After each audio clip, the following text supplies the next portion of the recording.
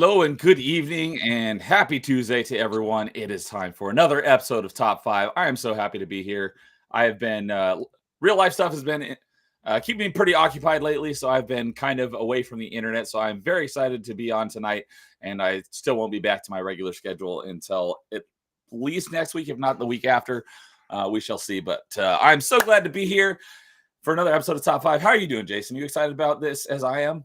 Yeah, this one kind of creeped up on me. Yeah, I've been busy outside of this stuff too. So I was like, crap, that's right. This is today. So still excited about the show, still excited about the list. Can't wait to hear you guys' stuff because I know this is one of them that I probably forgot a lot of stuff on mine compared to others.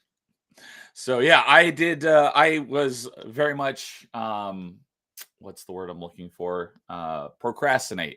And I didn't even start my list until last night. So I spent the last couple hours this afternoon going over videos, looking through my games list, trying to figure out what we're ranking tonight is top 5 boss battles. But what that means is is up to each panelist. It could be your 5 hardest bosses you've ever beaten, your 5 favorite boss battles, the most creative ones, whatever that means to you. It'll be up to everyone. I've got kind of a mix of those type of categories, so it's not like all of one thing. I did stick to my usual like one item per franchise, but like I always say, it's up to each person on the panel to decide how they want to do it. So let's go ahead and introduce our panel tonight. I'll bring in my good buddy in Achievement Hunting Crime, a late addition. He messaged me yesterday. He's like, "Hey, you got room for one more?" I was like, "Yes," because I really want to hear what you have to say since he is such a big Souls fan. What's up, dude? How you doing tonight? Howdy. Jason, it might be an interesting idea this time around with bosses to do per boss, the tier list by per boss, and a tier list per franchise, because there's gonna be so many bosses for a franchise. Oh yeah, no, yeah, absolutely. Like I was thinking just individual bosses because we all have a story. Like every boss fight has a story to tell you, and then the same thing with each game. So I was like, that's why I kind of had the caveat to like bosses that you have beaten, but if you didn't want to do that, it's no big deal. I kept to that one because there's times where you're facing something, you're like, everybody has a story, like, oh, I was so close, and I tried again, and then I was miles away. 7 hours later, or I first tried this thing and everybody says it's so difficult, and that's like it's not the hardest, but it's like the coolest I've seen. I think I think my list is a bit of a combination of all of the above, because some of them are. I know one of my honorable mentions, it's really easy to beat, but it's just so easy. It's actually kind of memorable because of that. Yep. But sadly, I've never actually gotten to that point in the game myself because I've never actually spent time to get to that point in the game. All right. Next up, we got a recent. That's why it's an honorable mention. No, I look forward to hearing about it. Next up, we got a good recent friend of the channel. This is his first time on a top 5 about video games. Last time we were talking movies. What's up, Nerd Takes? How's it going? It's going well. How's it going, guys? Good to have you back and to be able. I mean, you were on Party Chat, right? Yeah. We did a Party Chat as well. Yep. So I think this is my 3rd time on the channel. So yeah, you were on for the first time was top 5. We were talking movies, and you're on Party Chat. This is your first time on top 5 talking video games. So looking forward to hearing your list as well. Yep, same here. I think I'm kind of in the same light as you guys, where mine's a bit of a mixed bag. Some of it is favorite due to some nostalgia. Some have made the list. They're not necessarily the most difficult bosses, but they just hold kind of a special place in gaming memory. So, and then some are, difficult. So it's a bit of a mixed bag. Cool. Yep. That's exactly what my list looks like as well. So, all right. And last up, we got Carl of RNG. What's up, Carl? Hi, everyone. How are y'all doing today? Should we call you Carl Trio? Yes, exactly. So I know that Pokemon. Yes, exactly, because it's Carl.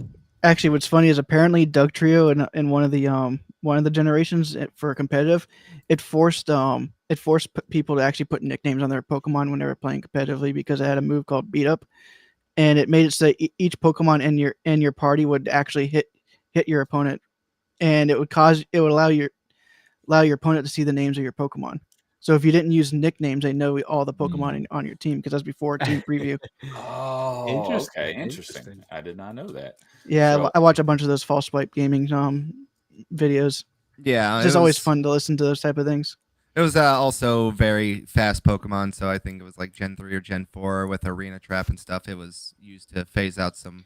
And then they eventually walls. gave it 20 extra attack Yep. in a later generation, which made it even better. Well, welcome, and you were on Angry Canadian's Pokemon stream, right? You are correct, sir. Okay, yeah, I don't know a whole lot about Pokemon, so I didn't watch that one, but I did pop in and give a like, so I figured you'd probably be on there, given you are such a big Pokemon fan. Yeah, I've been very busy this week. That's for sure. It's only just begun. So, well, welcome all, and I am excited to hear everyone's list. So let's go ahead and get on into it. Yeah, since this is a more of a generic topic rather than a specific one, I don't have any pre-prepped questions because that might give away some answers. So we'll go ahead and get right on into it with our number fives. Jason, are you the one who usually leads us off? I am. I usually kick us off. That's what I thought. I was gonna say it's I almost feel like it's been like extra long since our last episode. For you, has been, yeah. Well, kind of. You stopped. Oh yeah, because ruined the JRPGs. That's why. Yeah. I made a surprise appearance on that one. That was fun. A couple of those games, I'd say one or two of those games were actually JRPGs. Yeah. That's why it feels so long since I've been on top five. So yeah, I am glad to be back. So Jason, why don't you go ahead and start us off with your number five? All right. So I was doing a little bit of research and all this stuff, and my number five, surprisingly, I played it last night, and I was just be like, is he that difficult? And it only took me 4 times to try to beat him, so I kind of had to pivot him down the list. But I put Shao Kahn from Mortal Kombat 2 / UMK3. Yeah, but he was harder on MK2, but I always thought for some odd reason he was harder in the third one. But I beat him pretty quick last night. I'm like, okay, so he's not as hard as I remember. So a lot of the stuff that I'm gonna be on my list is gonna be pretty much how I remember when I beat him my first time. Because the first time I've ever tried to beat this son of a gun, I guarantee I had spent at least $30 in quarters, and I can hear the scream and the stupid hammer in my sleep when when he hits you and stuns you, because that guy is super cheap. But knowing what I know now, I pretty much can use the whole roster and beat him. But I find now that the endurance mode is even harder in Mortal Kombat 3 at least. But MK2 is just so not clunky and slow, because that's not the right word to use, but it's very, very stiff. Him and MK2 is a little bit harder, but you can always use the jabs and the jump kicks, and it works too. But yeah. So, but anyway, Shao Kahn's going to be my number 5. And if you want to use him just in general, him and MK9, I didn't want to put the 300 power. I didn't want to put that one on there because that's pretty much like a trial in a way. Yes, it is a boss fight, but I mean, it's supposed to be. I don't know. That one's kind of tough, but that MK9 one's pretty tough too. Yeah, I do have experience with the Shao Kahn and MK9. Mm-hmm. He was pretty tough, but once there's apparently ways to cheese him, just like every fighting game boss. Yeah, back when MK9 was new, there was like a couple weeks in a row, like every day, a coworker of mine would come in raging about not being able to beat Shao Kahn. So every day is like, "Did you beat him yet? Did you beat him yet?" And that was pretty funny because I believe it was MK9 because it was there was the tower. Yeah, there was the tower that you had to face Sindel, Molina, Shao Kahn all in like endurance mode, and they had extra damage, and you have to do it with just your health bar, and it was pretty difficult. So that one's up there, and I beat that one too. But I'm just gonna go simple 1v1 kind of thing like that. This is your boss that you have to beat, and yeah. That's what I put. And then it's surprising because I thought M. Bison was harder, just an original Street Fighter 2. But I beat that one first try, and I'm like, nope, nowhere in close. And then I was looking up lists. I'm like, who do experts have it their list? And they always have M. Bison really high in the list. And I'm like, no, definitely not. And then Akuma, I remember beating Akuma, but it's been a while since I didn't want to put him on the list either. And he's a secret fight too, so I guess it's kind of different. But Akuma is tough. All right. Sadly, I don't have any fighting game characters on my list, mainly because I don't play them too much. I think the only ones I've really played was Soul Calibur, and those bosses aren't nearly as memorable or difficult because they tend to be a bit more balanced. Yeah, than other fighting games. Soul Calibur 3, Night Terror. Yes, that was That was the only one that I can think of that was actually difficult That one's tough. and almost BS way. Mhm. But Algol, I think he was only slightly over. He was only slightly better than his playable version. So Mhm. if you knew how his playable version played, you could actually beat him. Yeah, I don't have any fighting game characters on my list either because I don't play fighting games at all. Yeah, I had to rip the band-aid off early. So It's probably the quickest I've talked about fighting games, except for talking about fighting games. So you guys' timer ends now. So it didn't show up in restream, but I remember seeing it when right after I posted the stream earlier, and Backyard TARDIS Nick hopped in chat. I haven't seen him in a while, so if you're still there, Nick, good to see you, buddy. Saying, man, the end boss to both Sonic Adventure and Sonic Adventure 2 have to be up there for me. So I haven't played those games, but I've heard that they're good. So that is Sonic Adventure 2, the final boss form is just you moving slowly towards the boss in space. in space. All right. At least the music is cool whenever you're playing it. Makes it feel more epic. So, all right. Dude, do you want to get us your number 5 next? What's crazy is my number 5 is actually a first boss from a game, Okay. and it is Ridley from Metroid Prime 3. The first time you fight him, and it's because you go down that long shaft. I was considering putting that on my list. And it's just because the spectacle of the fight is really It's awesome. such a unique fight. I almost put it on my list. And of course, Ridley's always a good fight in every game he's in too. So, and it's just that it happens at the beginning, and they do that just to showcase what you can do with the Wii remote. Yeah. So And if anyone hasn't played Metroid Prime 3, the Ridley fight, the first time you fight him, you're basically falling down. I think it's like 16-kilometer shafts. You have to beat him before you hit the bottom, otherwise you both die. But you're falling the entire time, which was a pretty cool concept we'd never seen in really any game I've played before. So I thought that was really cool concept. There's some pretty cool, interesting boss fights in. It's like pretty the much idea all of the Metroid Prime games. It's like the idea that you're fighting the Balrog as Gandalf while you're falling Yes. down Moria.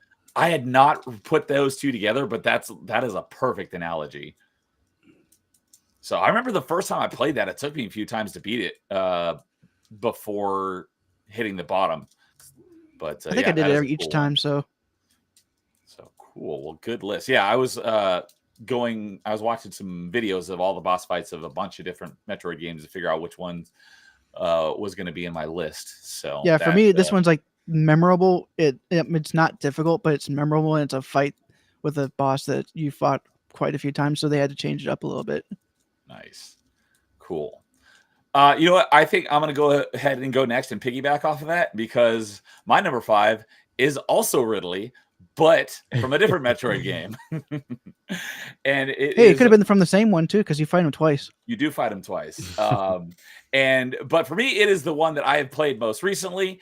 I have been playing a lot lately, and it was my very first retro achievement mastery, meaning I got all the achievements, and that was Metroid Prime. The Meta Ridley fight almost at the end of the game. It's the last fight before the final boss fight. And hey, I had to tell you something you didn't know about the fight also. That's why I put it on my number 5. So this fight is a bit annoying because he often will go and fly off for long periods of time, and you're just kind of standing there waiting. So that is a bit of an annoyance. But one of the cool things on the Dolphin emulator, if the whoever's building the achievements builds this into the game, is that in Metroid Prime, all the boss fights have leaderboards on how fast you beat them. And because he flies around where you can't hit him for such long periods of time, my original time on beating him was like 10 minutes or something super long. So at the end of our last Dude and I's last episode of Achievement Chasers, I had one achievement left in Metroid Prime. And that was for beating the entire game in under 3.5 hours. And I was right before the Ridley fight. So after we finished that stream, I went and played through the last couple of fights in the game and finished the game and got that last achievement. I think I finished the game in, that's right, 3 hours, 17 minutes, and 36 seconds, which was 30 seconds faster than Dude's. Literally 30 seconds. If I went back, I'd probably be able to beat my time again. Yes, I have no doubt you would be able to beat it. Because I did like my completion percentage at the end was only like 70%, and yours was like 90 or maybe 100. No, actually, my first completion was around 64. Okay, that's when you would have gotten your good time on it. Yeah, Okay. but the fact that I did the 100% run with only 10 100%. minutes extra. Yeah, with only 10 minutes over was nuts. But anyways, on that episode of Achievement Chasers, he told me about a trick for the Meta Ridley fight that I did not know about in the 20 plus years I've played this game. And so I used it, and I currently hold the #1 leaderboard place on the Meta Ridley fight on Retro Achievements with 1:37 and 38 hundredths of a second. The next closest is 1:45. And that was after that was like 8 days after I did it. So until 2 days ago, the next closest one was about 13 seconds. So someone got in #2, but I still hold #1. So I'm very proud of that. And what that trick is that occasionally Meta Ridley will come and like try to land on you. He's got wings, so he flies around a lot of the time until you burn off his wings, which is usually when he's down to like 15% health. But sometimes he'll try to land on you. And what Dude told me is that when he tries to land on you, if you hit him with the boost ball, it'll instantly burn his wings off, which saves a lot of time because he can't fly around now, wasting time on the timer. So I went and did that, and I beat him, I think, on my first try and got the #1 spot on the leaderboard. And I was super stoked, and I still hold that spot. So that is why that is my #5. And it was something that I just did on the 10th of August. So that was 10 days ago. So, and the Metroid Prime 2 achievements have until September 2nd. So there's only about like a little less than 2 weeks left until those got to be released. And I'm very much looking forward to going in Metroid Prime 2 because I haven't played Metroid Prime 2 in a long time. Looking forward. Why is it about September 2nd?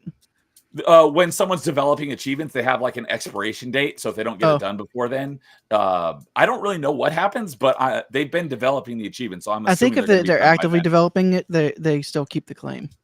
Okay. I have seen it. It's more for is developing. They do that more for if someone creates like 5 different claims for 5 different games and don't work, and they start working on 3 of them and they take too long. And eventually, they can so that the other 2 games can get claimed by someone else, so someone can work on them. Okay. I have seen him because you can see who's playing and what they're doing. And I have seen it show his name and developing achievements. So I have a feeling that'll probably be done soon, but I can't wait to play Metroid Prime 2 I hope it gets done before the event's over with so I can actually go through it. There's a couple games that I have that I'm hoping get done before the event. And that is because if I beat the game I'm currently working on and master it, I'll actually be at halfway through the points for the gold. Nice. So, all right. Carl, what about you? What is your #5? So my #5 boss comes back from the good old days after 9/11, for the original Xbox, PS2, and I believe the GameCube. Yeah, the GameCube as well. There was a fighting game franchise out there that I absolutely adored, and the final boss was actually the DOGG Snoop Dogg himself. From Def Jam Fight for New York. I never played it, but I haven't thought of that game in ages, man. What a throwback. I know. I was thinking of long and hard because #5 is always like one of those hard ones that we all have. But this one I was like thinking, I don't really have too many bosses that I thought were like super hard or that bodied me too much. You know, it's more so like the ones that I have like a harder time with are obviously like, you know, my top 3, and then 4 and 5 it's just more like, well, I guess these guys are kind of throwing. And then I was like, oh, the Def Jam games always had like a hard end boss, and I remember the Snoop Dogg one being funny, so I was just like being like, yeah, let's just throw this one on here because I feel like it's a blast from the past, you know. I absolutely it definitely is a blast from the past, man. I haven't thought of this game in decades. It's such a wild pitch. Yeah. The follow-up game wasn't bad either, honestly. I enjoyed them both. Which one was first and which one was second? So it was Def Jam Vendetta was the first one, That's and then Fight for New York was the second one, where Snoop Dogg was the main villain. His name was Crow. And then there was a PSP spinoff, which was called Take New York, where he was like the side character. on that one, and then they had like a really crappy one for the Xbox 360, but we don't talk about that one. Yeah, that was it. Like Def Jam Icons. I can't remember what it was called, but that one was terrible. That name That one sounds was You would, familiar. like, super terrible. You would interact with the whole environment. It wasn't good. Yeah, it felt like a knockoff mobile game now. If you look back at it. Honestly, yeah, it's a good way to put it. Yeah, but I just remember this fight giving me a lot of issues because, like, also to win, you gotta like kill Snoop Dogg. You gotta like throw him out of a window for him to get hit by a train. And I don't know what it is. I'm like not super good at like a lot of these wrestling games. In fact, I think I've said this before on one of your other shows or top fives where I actually played a fight in Def Jam Vendetta where I actually threw my controller at my GameCube and shattered it and broke it. The controller or your GameCube? The controller. The GameCube, Okay. that thing is an assault weapon, you know. That thing is a brick. Why do you think they give Yeah. it a handle? Exactly. Yeah, you're supposed to use it as a weapon. It's home defense. You know, Yeah. you're walking home on God those mean forbid. streets of Hokkaido. You got to take someone out, right? Exactly. Ban assault game consoles.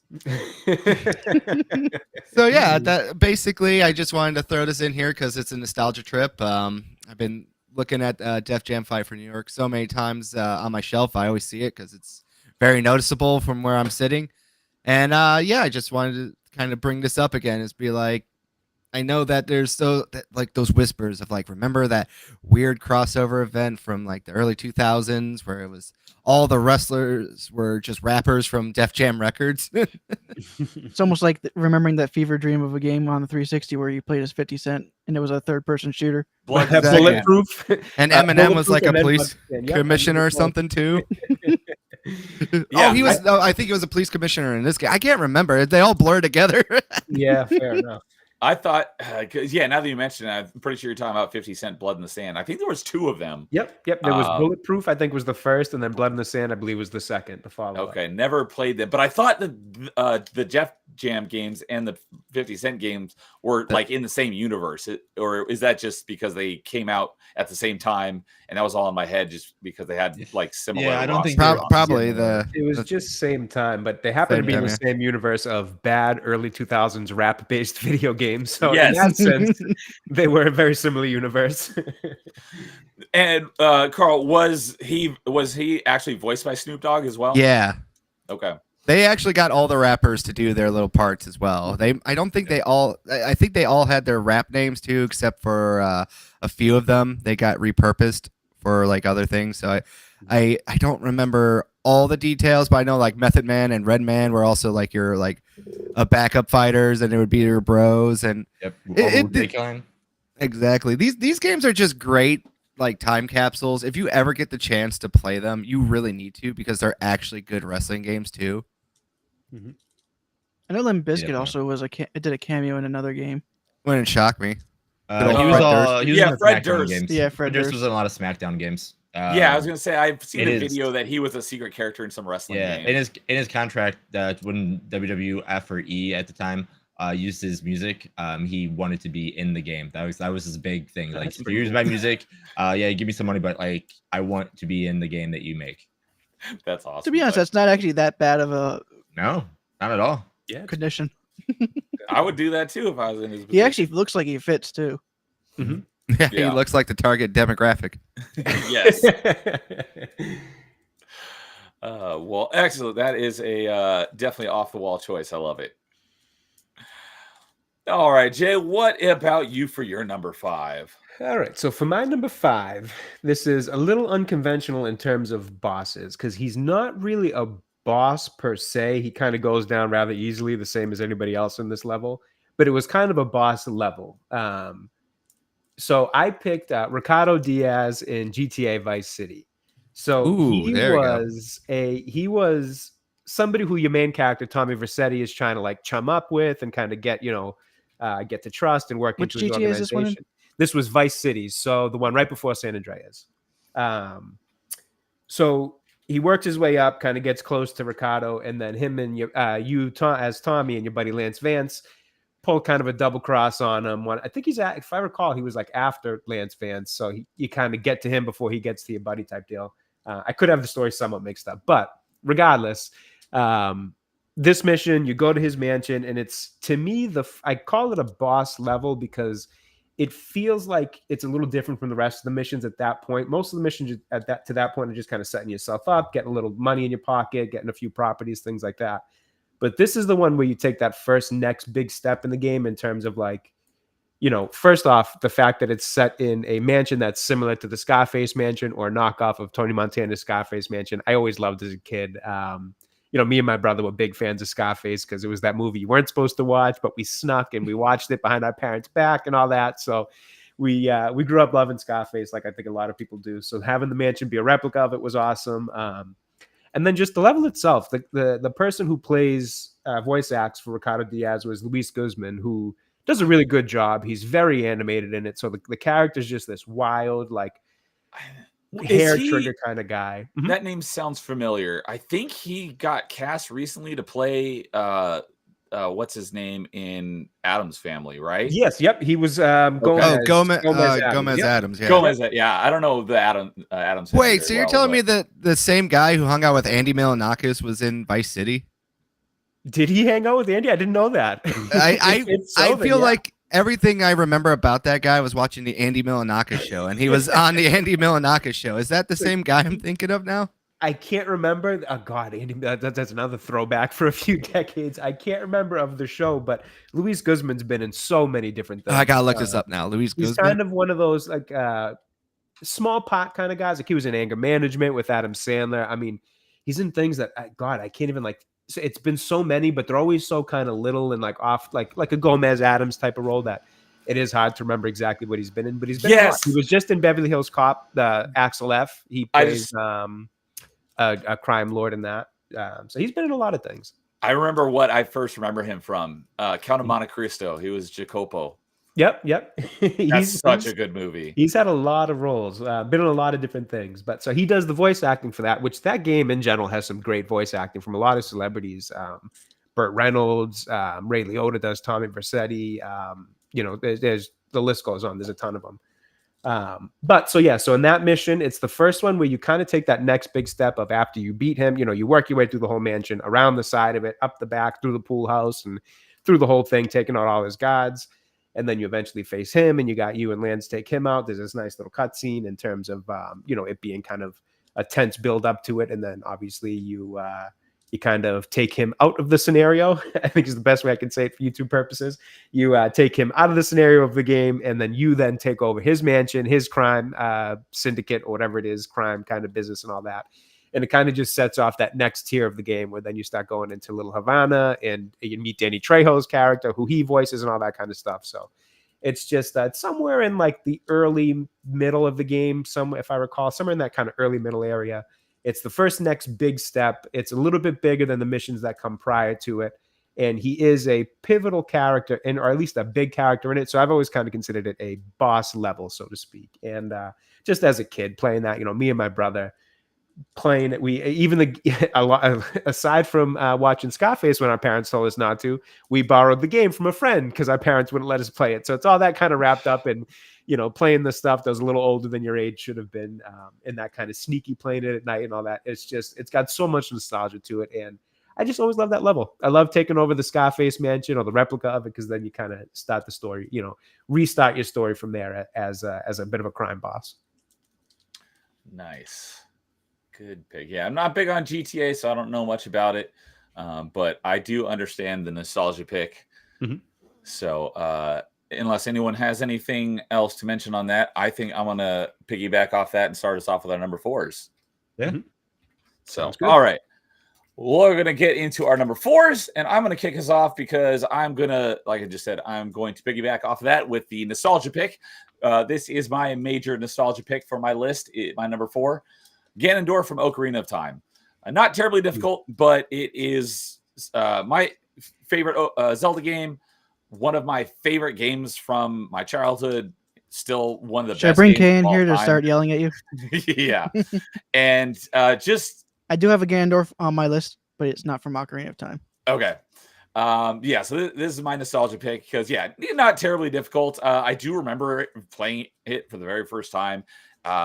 This was just like the culmination of such a journey, because Ocarina of Time was the first 3D Zelda game I played. like I said on Top 5 Zelda games, the first one that I played was Link's Awakening, and that's what got me into Zelda. And then, well, when I say play, I mean like played through it in its entirety, because I went over to my friend's house and played like the beginning of Ocarina of Time as the very first Zelda I ever played, and I was like, this is boring. And then someone got me Link's Awakening, and I fell in love with it. Then I went back to Ocarina of Time, and I fell in love with it. And going through the journey of just like such a large, open, expansive world, like it was mind blowing for me being a kid. You know, it was. Let's see here. It wasn't until because Ocarina of Time came out a couple years after the N64 came out, but it was like the first big adventure game that I played. I don't know if there were other games that were kind of similar at the time, but that was the first time it was like, wow, this is like the beginning of like a new step in gaming. And it was just the game was just mind blowing to me, and I love that game. And I'm very much looking forward to going back and play it again, because it's been a very long time since I played it for achievements. But yeah, getting to Ganondorf was just so memorable. I remember the thing that was most memorable is that the final boss fight, when he turns into Ganon at the end after the castle has collapsed. Sorry, spoiler alerts if you haven't played Ocarina of Time. I was like, how do you beat this guy? I'm doing damage to him, but the fight never ends. And it's because I was using the Big Goron sword, and you can't beat him with the Big Goron sword. You have to use the Master Sword. So I'm like playing him like how long does this boss fight go on? And then my buddy, I think I was playing it. My buddy was watching me, and he was just like trolling me by not telling me, because he had already beaten it, so he knew the answer. And I think finally, after like he's like, dude, I'm sick of watching you do this over and over and over again. You got to use the Master Sword. And then I would use the Master Sword, and then I beat him immediately, because you can still do damage to him with the Big Goron sword. You just can't deliver the final blow until you switch to the Master Sword. Yeah. But yeah, just such a memorable fight. So that was my nostalgia pick. I just talking about it again makes you want to go back and play Ocarina of Time right Although now. if you glitch it and get to the fight as young Link, you can actually beat it without the Master Sword. Yeah, I know that there are crazy glitches in that game. I've seen a couple of them, not in a very long time, not anything I ever plan to do. But yeah, that is just such good memories of that game, and a culmination of such an amazing journey in a video game. So, Jason, you want to hit us with your controversial number 4 as per usual? Yeah, my number 4. This is one of the first boss fights. As weird as this is gonna sound when you hear what it is, that I pretty much woke up my entire college apartment because I beat it at like 3 or 4 o'clock in the morning. I can't remember what one. Yeah. I have one of those on my list as well. Yeah. So this one is interesting because it was the very last song in the very first Rock Band, and it was Green Grass and High Tides. That song took me forever and ever and ever to beat. And then I was just practicing, and I was just playing the game, practicing stuff. And then for some odd reason, I'm like, I'm going to try it. Got close, failed. Got closer, failed. Started playing something else, and I'm like, you know what? I just have it. And then what difficulty was this on? Expert, I assume? Yeah, expert. Yeah. Okay. Yeah. No, I can. Yeah, the other stuff is fine. Expert. Yeah. You only beat the game if you can play on an expert, in my opinion. Yeah, exactly. Yeah, I agree. Fair. That's fair. Yeah. But yeah, so went back into it, tried it, 4 o'clock in the morning. I'm like, I think I got it. And then I got to the part where I'm like, okay, this is where we get stuff. And I hit it. And I was like, oh, I think I got this. And then there was the next part that was difficult. Hit that. And I was like, oh, it's good. And then I hear the last few notes of the song. And I'm like, oh, it's over. And as soon as I hit strum the last note, I screamed. And I was like, oh, shit, I forgot how late it is. Woke everybody up, and I'm like, hey, I beat it. They understood. And then there was like, yeah. Okay, Time for I beer, understand. right? Yeah. But yeah, it was between that one, and then it was between that and obviously in Guitar Hero, the first one. But for some, I just have a more vivid memory with. To be honest, most of my memories of the first Guitar Hero are tainted because of how bad the hammer-ons and pull-offs were. Right.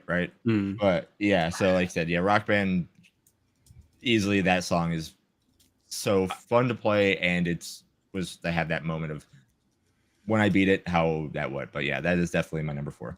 I don't think I ever played Guitar Hero 1, but I did play Guitar Hero 2 in college. My Just play roommate Smash had it. Hits. It has some of the songs from Guitar Hero 1, but it actually brings them up to standards of guitar since Guitar Hero 2. Mhm. Okay. Let's just say the hammer-ons and pull-offs are really bad on the first game because they're way too precise. Gotcha. But yeah, well, as soon as Guitar Hero 2 came out on 360, I think I got it on release day. So I have it wasn't the late night like that, but I have the exact same story for when I beat what the heck was it? Bark of the Moon? Freebird. That was Freebird. Yes. Well, that's right. Bark of the Moon was in Guitar Hero 1, but it was added to Guitar Hero 2 as DLC. So it was Bark of the Moon, but it was in Guitar Hero 2 when I had that. Because I was more excited about beating Bark at the Moon than I was about Freebird. But yeah, I didn't realize that until someone pointed out to me in chat on a stream a few months ago. They're like, yeah, Bark of the Moon was actually in the first one. And I was like, but I never played the first one. And I realized, oh, it's because they added it as DLC. I always kind of found it pretty cool with Guitar Hero 3 that they added the Mjolnir mix for the Xbox. And for PS3, they did the God of War theme. Oh, I did not know that. But yeah, okay. Like, I mean, they're both pretty easy songs when you really think about it compared to other songs in the game, but it's kind of cool that they did that for both consoles. That's pretty cool. Kind of sucks they didn't do anything for Nintendo.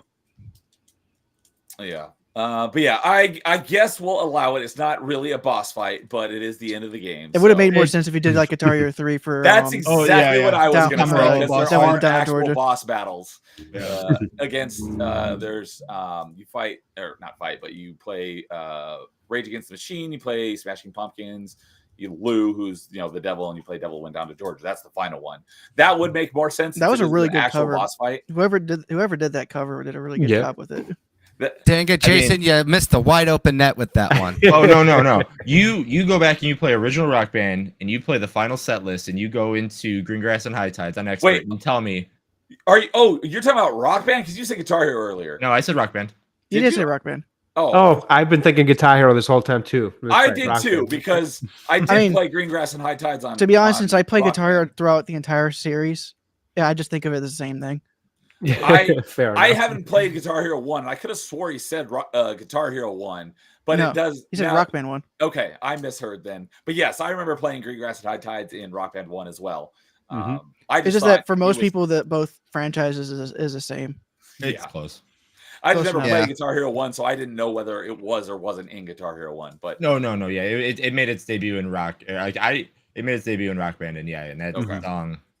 No, I think Rock Band was the last game that they were using covers for songs as well. They went with the actual license. Yeah, after that they only went with the original, unless it was like an actual released cover. Yeah. Okay. Yeah, that makes sense. But cool. Yep, I totally understand that. So I guess we'll allow it. He can overrule me because I was gonna say if you want to, you guys try playing that song right now. And you tell me that's not a boss fight. His hand would fair enough. I've done it before, but I can't do it anymore because of my hand. Yeah. I haven't played Guitar Hero or Rock Band with the guitar in a very long time. Like I said, I do have the achievement for beating the expert's career mode on Rock Band 1, so I have the proof that I've done it. The only achievement I don't have in Rock Band 1 is for beating the expert drum tour, and that's all because of luckily you can cheese the vocal one. Yeah. I was always on the drums. Run to the Hills. That's the one song I couldn't beat on expert in Rock Band 1. But what is the which one has was it Through the Fire and Flames? Is that Guitar Hero? That was Guitar Hero. That was Guitar Hero. A buddy of mine who was I've actually beaten that one on Smash Hits. Yeah, well, I don't know if I can't remember the exact way it was ranked, but a buddy of mine was ranked at some point, like not very long because obviously got beat, but he was ranked fairly high on completing that game on. I mean, that song on hardest difficulty or whatever it was. It's been so long since I've cracked open a Guitar Hero, so I can't remember the actual difficulty settings and things like that. I remember that one being a very difficult one, and he the day that he ranked like top 5, it was all the news, all we could talk about for like a week. Let's just say the only reason why I was able to do it on Smash Hits is because at that time Guitar Hero did the thing where whenever you're in a solo mode, you don't have to strum anymore. So they did that first part of the song in that solo mode. So all I had to do was just use my right hand and hold the green button, and I just use my normal hand for the other buttons. Fair enough.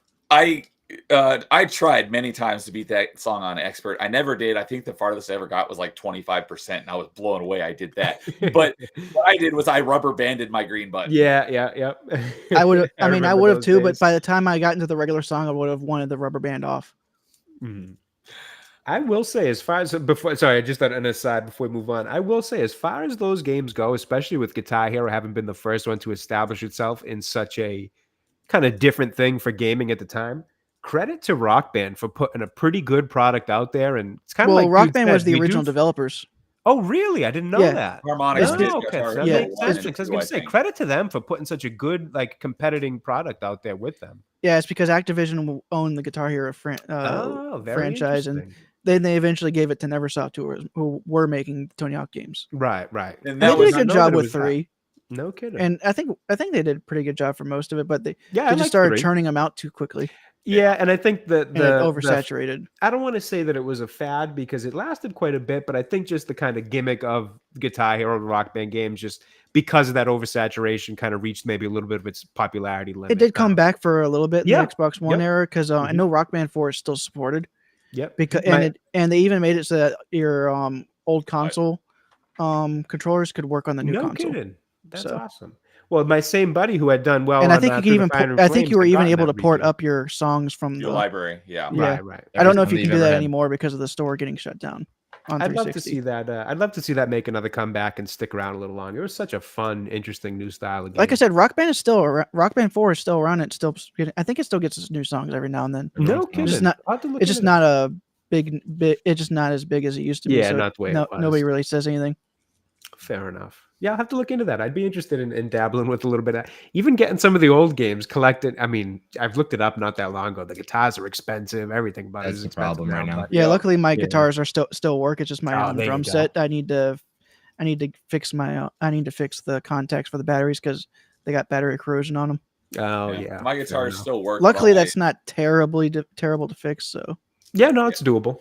I looked into getting a replacement guitar not too long ago when I pulled out my Rock Band for the first time in like over a decade because my guitars, two of them work. My Guitar Hero 3 guitar doesn't work because the neck they made detachable. But yeah, those contacts don't make contact, so that one doesn't work anymore. Mhm. But the other ones that I have that are wired and don't detach work. It's just all the springs inside the whammy bars don't work, so I have to wiggle it itself because it doesn't come back out. Yeah. Oh, right. yeah, I've got a But couple of this that, will but the whammy bar isn't really needed. Yeah, well, it's really useful for Build that star on meter up. held notes in order to get more star Yeah. power Mhm. when the star power is on the held notes. So But it's not required. right, so that's why I just dealt with it. And yeah, I looked it up and I'm like, oh, these prices are expensive. Yeah, so it's crazy. I will pass. Makes me wish I held on to it because I, at some point in my teenage years, was like, I won't Hey, I have need a- this I still have the- anymore. Got rid of it, and I wish I still have the did. keyboard for Rock Band 3, No kidding. That's awesome. and it's Yeah. barely used too. I'd like to get my hands on some of that stuff again. So, all right, well, great trip and another trip down memory lane. Yeah. So yeah, that is, I guess, you know what, that works perfect for Jason's number 4 as the controversial topic because it's not actually a boss fight. So, Oh, it is. Come at me if you don't think it is. so it fits. Beat the game. You have to beat that boss. Keep the reputation up Hey, for having fair a point. Fair point. controversial Fair number point. 4. So, I guess I'll go next. all right. And it's kind of goes hand in hand with Neo's because it's on the N64. But Donkey Kong 64's King Mm. K. Rool fight, Good one. I think is Ah, my good one. favorite Donkey Kong boss fight. that is a good one because you have to fight him as all 5 characters, in And order you have take to him use, down. and you have to fight him completely different in each phase. Yes. Like it's tiny, you have to go tiny and actually go inside his shoe and shoot his toes with her bow, Yeah, and with I a feather think- bow. Yeah, you have to hit his toenail. Donkey Kong, you have to use the barrels to hit him in the face. With Donkey Kong as the cannonball, Yeah, and then with Diddy Kong, you have to hit him with the lights from the rafters Mhm. using the jetpack. and I remember Chunky Kong, you go big, and I think he delivers the final blow. But Yep, what about he Lanky just goes Kong? the big punch. I forgot. Lanky Kong, I think you have to, if I remember correctly, I think you have to make him slip on banana peels. Okay.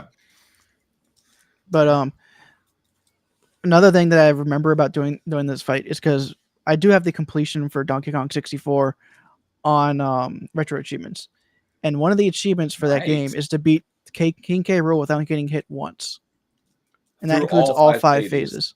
Oh, wow. And I ended up getting that one eventually. Nice. Yeah, I don't believe I have that on my. I mean, I own the cartridge, but I don't think I'm going to be playing that one for retro achievements. But maybe honest, we'll see. I'd say about 90% of that game is pretty chill when it comes to the achievements, because most of it's just 100%ing the or 200%ing the game. So, I will take another look, and I might reconsider that. A couple of the bosses are kind of difficult whenever it is, but they're easily repeatable because of you can actually go into the boss fights from the main menu after you beat them. Oh, okay. So it's not nearly as bad. But and also you can just quit out and then go right back into the room or right through the door and retry it almost instantaneously. I should boot my 64 back up and see how much of that game I did complete back in the day, because I don't think I ever did the full completion, but I remember I got pretty close. But yeah, most of the achievements are tied to getting bananas and stuff. I think there's a couple of challenges, but like I said, King K. Rool is a great fight, and ending up finally beating that without getting hit once was a challenge well earned. Do you remember how many times you had to attempt it? It took me about an entire weekend to try and beat it. Nice. Yeah, my favorite thing, or my fondest memory of that game, is the intro, the DK rap. So glad they used it for the Mario movie. There's That's right, they did. Yep. There's actually I'll have to share it in the Discord chat. There's a hilarious skit of somebody he's got a pretty big channel, Joel something. I can't remember his last name at the moment, but he does these kind of animated skits as well as just regular skits. And he does one of is it Lanky Kong? Is the one who he call the one that they kind of make fun of in the song? Yeah, I think the it's orangutan, right? There's one in the song that they kind of make fun of a little bit in terms of like everybody else has got a cool thing and he gets made fun of. And it's just this hilarious little kind of animated skit about like his reaction to it, hearing it for the first time. I have to share it with you guys in the Discord because it is honestly really, really good. There's also a channel that actually tries to do a bunch of random mashups between the different songs. And this guy decided to put the DK rap with One Winged Angel from Final Fantasy VII. And for some crazy reason, it works. Jay, I could post that in there too, but he also does the same thing with he also did the same thing with One Winged Angel and the song from Space Jam. So and then he decided, what if I did all three together? And it actually works too. So, Dude and Jay, if you find those links, send them to me, and I will put them in the stream description afterwards. So if anyone wants to check this out, I typed in Lanky, and it just came up immediately because it's got that many views. So it was Joel Haver. That's who it was. I couldn't think of his name for a second. I'll send that right along. Cool. All right. Well, good pick. That is definitely a good boss battle fight. And while we were going over that one, a bunch of people hopped in chat. So I want to go a quick run through the chat here and say hi to everyone that just showed up. Got Christian Frades. What's up, Christian Frades? Saying one of his favorite is the Shadow Broker from Mass Effect 2. Excellent choice. Devastator is here. Howdy, everyone. What's up, Devastator? Good to see you tonight, buddy. Shaka Zulu. Hero. What's up, Shaka Zulu? Nagernal. Good evening. Hello. Glad to see you here. And Flame Mage is also here. What's up, Flame Mage? Good to see you. Thank you all for joining us. We are currently on our number 4s on our top 5 boss battles. So, Dude went last with King K. Rool from Donkey Kong 64. Carl, what about you for your number 4? My number 4 was tough when I was a kid, and then when I was in my early 20s, I replayed it and smoked them without an issue. So I was like, why was this so hard as a kid? I don't understand this one. But it's one of my favorite N64 games of all time, and that was the Wolf Crew from Star Fox 64. Star Wolf. I was also just recently playing, well, I don't know if you were recently playing it, but I was also recently playing a Star Fox game. Yes, I don't know what it was about that snow planet where you first fight them on. It was just so tough for me as a kid. I could never beat them, so I would always purposely avoid that route every time because Wolf and his crew would just like mess me up and mess up my whole crew, and it would just ruin my day. And then I think just randomly, I used to do these things called weekend projects with one of my buddies. So one weekend we went to GameStop and we bought like an N64 and whatever little N64 games they had there. And then we came back and we were just playing these old games. And I'm like, okay, let's see if I can beat them now. And then when I went back to beat to the ice planet, I'm like, all right, it's my turn to get revenge. And then I just like completely wiped the floor with them. And I was like, there's no way this is this easy, right? That's what I kept saying to myself. It's like, really? This is that easy? I can't believe Like, it. did I suck back then, or did I get a lot better? I guess it was just more like I was a kid and just didn't understand what I was doing. And now that I was a young 20-year-old, I was like, oh, this is a baby's toy. What's going on here? I have the exact opposite, and I was literally just playing it a couple nights ago because I'm right now what I'm currently working on for retro achievements is the Mega Man X collection on GameCube, and Sigma on Mega Man X was way freaking harder than I ever remember him being when I played it way back in the day. So I had the opposite.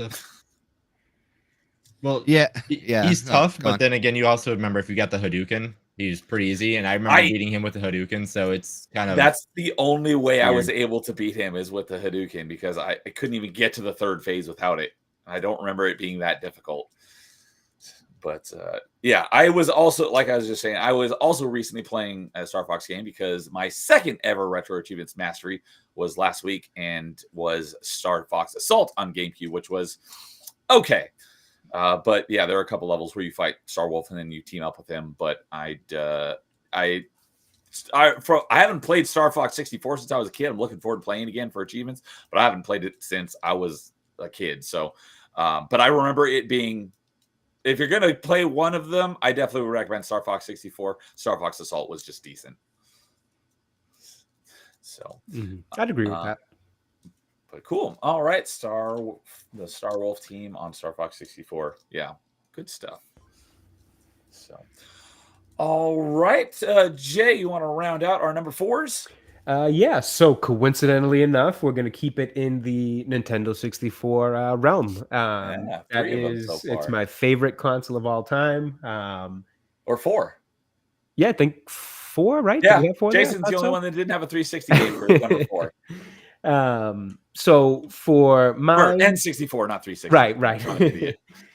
So for mine, the one I'm choosing again, I put this one at 4 because again, it's a bit of a nostalgia one, much like the GTA one I had done. It's not that it's incredibly difficult, although the camera angles and general mechanics that the game was limited by make it probably more difficult than it needed to be. It is the Bowser fights from Super Mario 64. I had a feeling that was going to be on somebody's. They are not the most difficult in terms of concept. But like I said, the camera angles and trying to line up the tosses into the edge, into the bombs the right way makes it, it's almost like that's a boss in and of itself.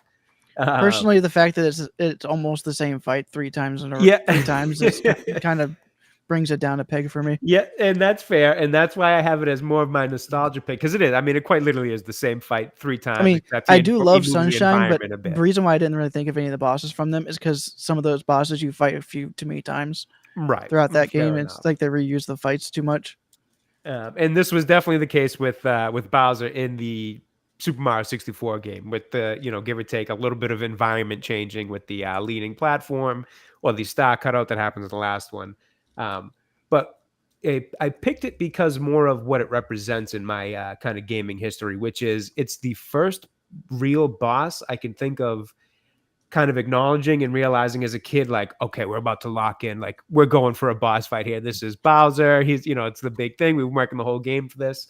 It brings you back to the days of just like, game. At that point, it was gaming with my other cousins who were the same age as me at the time, who had the N64, was over there all the time playing it every chance that I could. Because it's my favorite console, but I never actually owned it. I owned a PS1 at the time. So the fact that it eluded me in possession of actually owning it made me love it that much more. So any chance I could, I was over there playing every single game because the kid had every game out there. And staying up late on a sleepover night to try to beat Bowser once and for all is one of the all-time gaming memories I have. So Bowser's Mario 64, 3 different boss fights that are all really the same one made their way into my number 4 spot. And when you say that, because I played it, like, I never owned it, but I did play through it in its entirety once when I was a kid. Do you do it do you fight him 3 times throughout the game, or is it like 3 different phases? Are you talking about the 3 different phases? No, it's 3 different times in the game. So he's actually, Okay. I think the first, well, no, I think King Babam is probably the first one you go up against. But you go against him relatively early in the game in one scenario in kind of the sewer world. And then you go up against them 2 more different times. Each time they change it a little bit. Like I said, they change the environment that you're in a bit. I think the first time it's straightforward. You're just tossing them into these bombs on the edge. The second time, I believe the platform leans, kind of teeter-totters a bit to pretty extreme angles. And then in the third time, he kind of jumps and stomps and cuts out the circular platform that you're on and makes it into a star. Yeah, I do remember that. So it just changes very slightly every time, but at the heart of it, it's pretty much the same fight 3 times. All right. Yeah. It also didn't help that King Babam was somewhat similar as well. Yeah, there wasn't a ton of creativity in their bosses. That I have to admit.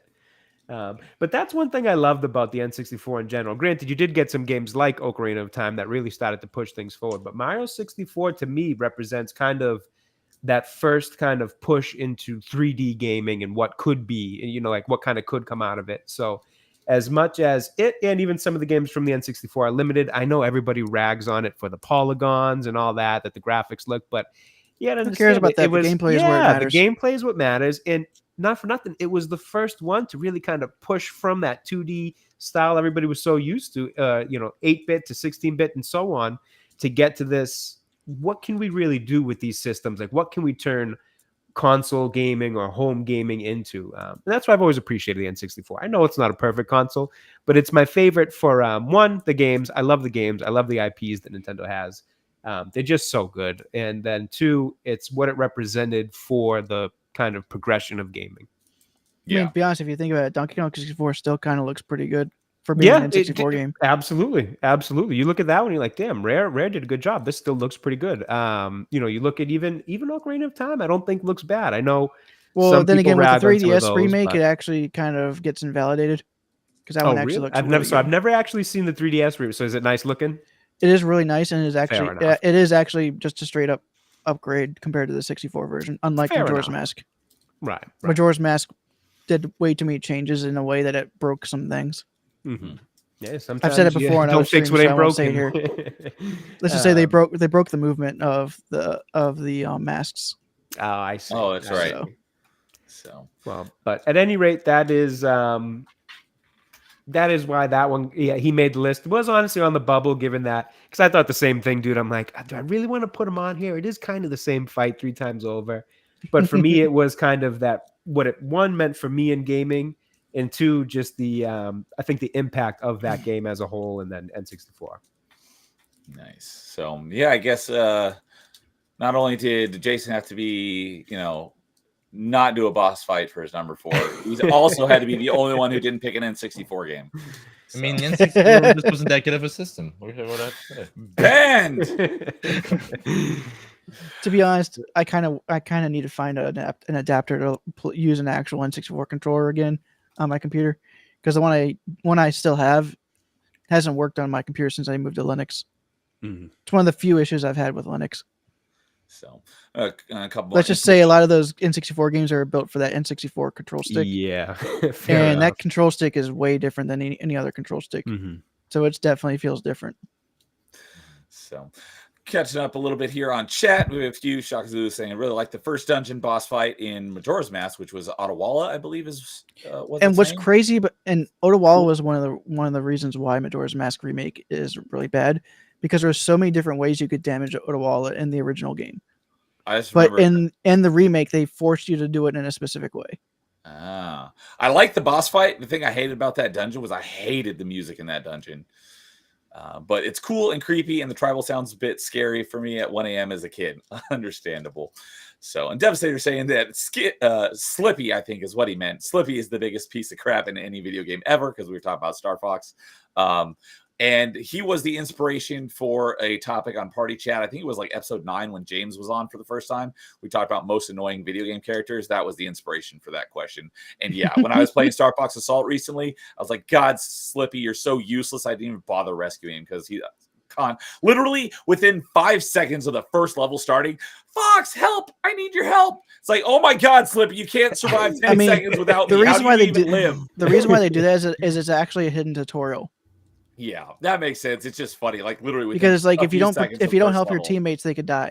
Yeah, It's there to be a tutorial for you to know to do that. but it's like, They how did do that you in the even, They did that in the 64 game as well. how do you even exist without me to guide you along? You swallow To your be honest, own I think tongue if it Slippy is wasn't for more known Fox. as the engineer of the group.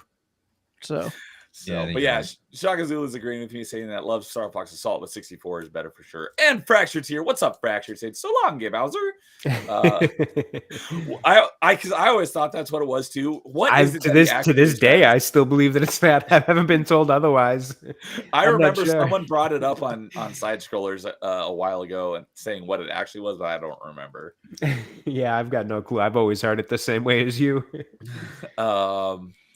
And Chuck is also saying that 64 mastered platformers and Zelda pushed the idea of 3D action adventure games. I don't know about mastered platformers, but I definitely agree with the 3D action adventure games for sure. I feel like the GameCube era mastered 3D era, Yeah, I would definitely say that is probably more accurate. kind of the same way that the SNES mastered the 2D era.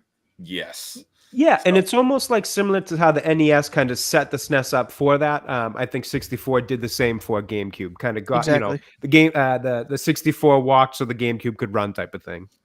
Yeah. And I think he is saying that he loved the music in the first dungeon. It was really cool. I hated it. but yeah, all right. Let's see here. Let's say hour 2.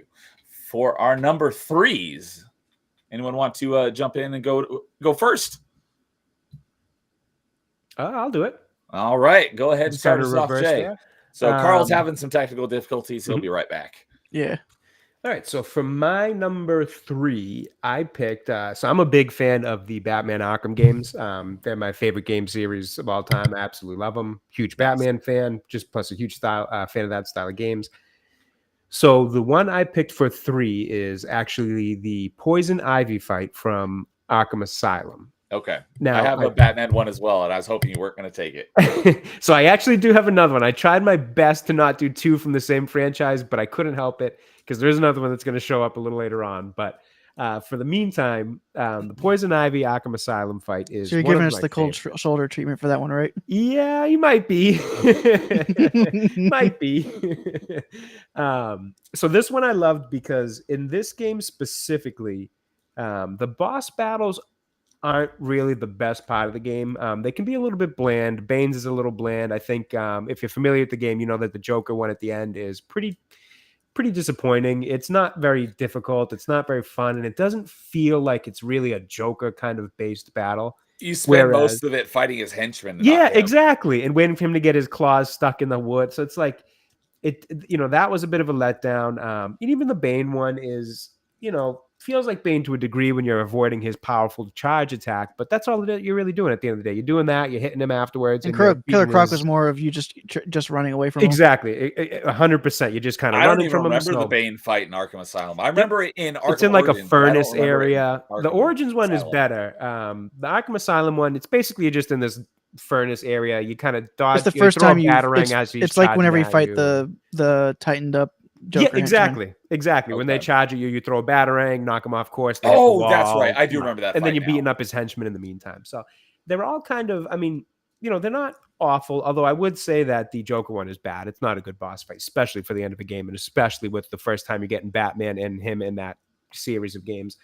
But the rest are all whatever. The Poison Ivy one stands out to me because I found it to Just be mentioned that. incredibly. In Origins. Yep, exactly. That's what I was just talking about. I remember that one. But the Poison Ivy fight is but I still hate Origins. Hates Origins, but he It's loves my that least fight. favorite of the 4, I will That's say. funny. I am going to be That's funny, streaming it Shock. soon because I've been doing Arkham Knight, and a bunch of Oh, that's people in right. my chat are like, "Oh, I loved Origins. You should do Origins." And I'm like, "Really?" So they've convinced me to do that one next. So I will be giving it a replay. It's the only one of the series I've only played once. The rest I've played multiple times over.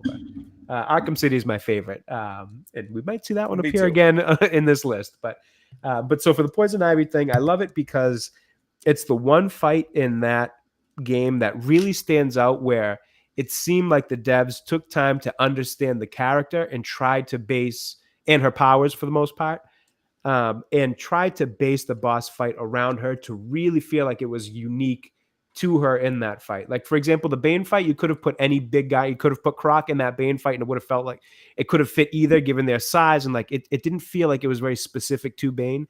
The Poison Ivy one, on the other hand, the use of her, she's kind of up in this big plant with these tentacles. It's a little bit intricate too. It's not a straightforward fight in terms of what you do. You have to break through the shield that she's in, sitting on top of this, very big plant that she's sitting in that's got its own tentacles.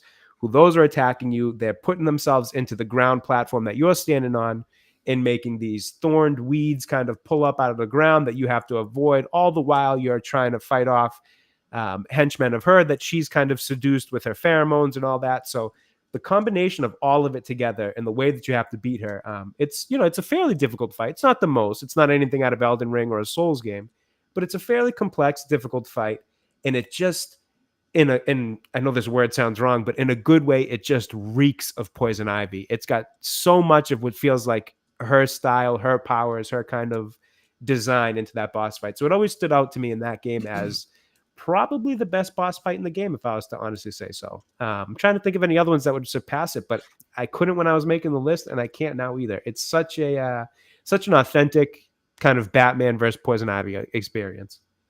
Yeah, and I like those games a lot too because they really did a lot of good fan service with the villains that they would put in there. Like the Mad Hatter, Calendar Man, Solomon Grundy, the Penguin, obviously the big hitters. Like the Riddler was also like a side guy. Very fun times for sure for those Arkham games. Absolutely. Yeah. Agreed. So, it's funny I highlighted, but Shock saying that he hates Origins, but his favorite Arkham series boss is Bane, which I do remember that Bane fight. I also like the Deathstroke fight. That was, you might see that as an honorable mention. The Deathstroke fight in that game is good too. But yeah, the Scarecrow section in Asylum was pretty cool. That was definitely it kind of veered off in a different direction than the rest of the game. But yes, I am with Filter. I always have to give Origins some love because a lot of people are like, oh, that game sucks. Like, no, it was good. It just wasn't as good as the rest of them. So just sucks as an achievement hunter now. Yes, because you can't complete it because the multiplayer mode is offline. And to Shaka's point about the Scarecrow section, if we do classify that as a boss fight, but even if not, even just for what it is as a specific section of the game, that's another one that stands out as very heavily influenced by Scarecrow, the character, his skills, his powers. They're more his puzzle ability, bosses, so I think it would count. I think you could count it, definitely. And it's just another one that he and Poison Ivy, I think, are the two in that game that feels like the devs really were like, okay, we want to make this not so that it could be interchangeable. Like in Arkham Asylum there's a Penguin mission that you boss fight that you could swap him out with Two-Face. It would essentially be the same mission. He's in the middle of a room firing an ice gun at you that he stole from Freeze. You could do that with almost any Batman character, and it would play out the same way. That Scarecrow mission and that Poison Ivy mission, they feel really authentic to the characters that they used in those. Yeah. I mean, to be honest, what else are you really going to do with Penguin or Two-Face? Yeah, and fair enough. And whenever it comes to fighting, they aren't very unique. Right. It's pull out some weapons and use your henchmen, which fair. And I think the games did that well too. It's just why the other ones kind of stand, kind of float to the top of the crowd a little bit. Yeah. So just to finish off, Filter saying, didn't think Origins was too bad. I finally played it for the first time myself not too long ago. The Deathstroke fight was probably the best of them in my book. Yeah, it's a good I agree. Deathstroke, a little bit of a spoiler. Deathstroke is in my honorable mentions. Yep, same. Spoiler I'll alert. talk a little bit more about it when we get to that point. But and then definitely janky, but not as refined as the mainline Arkham games. But I enjoyed it. Yes, I enjoyed it. And they're so broken, but it makes the game so much fun. The shock gloves are just, they couldn't bring them back because they're so overpowered. Well, and then there's the infamous fight of how you get those shock gloves. That was one of the most, the biggest letdowns of a boss fight you'll ever have. So I thought my game glitched. So I reloaded my save and did it again. And I was like, oh, that's just part of the game. Yeah. I'm like, there's no way. This can't be. They build this guy up like you're going to have some big fight and then just one shot done. And a cinematic at that. You didn't even get to actually hit him yourself. But they follow it up with the Deathstroke fight, which is a good one. So fair enough. Yeah, so sorry, I bet I'd like Origins more if I played it today. Yes, I agree. So, I'm going to piggyback off that and go with my number 3 because this is what I was hoping that Jay was not going to take, and this was also the um, inspiration for a topic we did on Party Chat a long time ago about best boss fights. And what? So my number 3 and my number 2 are, as Dude just mentioned, are basically puzzle boss fights. And for me, it is in Arkham City, which I think is the best of the Arkham games, and the best boss fight in that one is Mr. Freeze. Yep. Such a creative boss fight. And what is so interesting about it is that he learns from your moves, and you can't use the same move twice. Otherwise, he'll kill you or whatever. So you have to use all of your different abilities and take him down different ways each time, because every time you take him down one way, he learns and prevents you from doing it again. So such a clever and well-designed boss fight that I had to put that as my number 3. Yep. I'll refrain from comments because you might see that one pop up on my list shortly. But like I said, agree. like I said agree. earlier on previous streams, I haven't played City yet, so Oh, but really? I know You'll Mr. like it, I Freeze think. is a well-regarded boss from that game. Yep. It is. It's hands down my favorite of the entire series. I love Arkham City. Yeah, so I just Probably played it my favorite again. game of all time, honestly. Ooh, wow. High praise. I mean, the Arkham games are great. I played Arkham City once when it was new, and then I didn't play it again until earlier this year. I played it. It was almost like a first playthrough because I only vaguely remembered it. I played Arkham Asylum like 3 times because there are so many different achievement stacks for it. But I've only done Arkham City once until this year as my second playthrough. And yeah, it's such a great game. So yeah, and Shaka agrees with me. That is a good answer. So, all right. Well, I guess we will continue on. Carl, you want to go next? Yeah, so I'm a big Pokemon fan, so at least one Pokemon boss has to come on here. So I thought Cynthia from Diamond, Pearl, and Platinum DPP is. Well, for short. I guess I can throw that away from my honorable mentions because I do have something on the honorable mentions. Yeah, I don't know what it is. There's a couple other Elite Four champions that are out there that I think some people talk about as like being tough, but I think there's always that general consensus that everyone just remembers Cynthia as just being an overpowered one.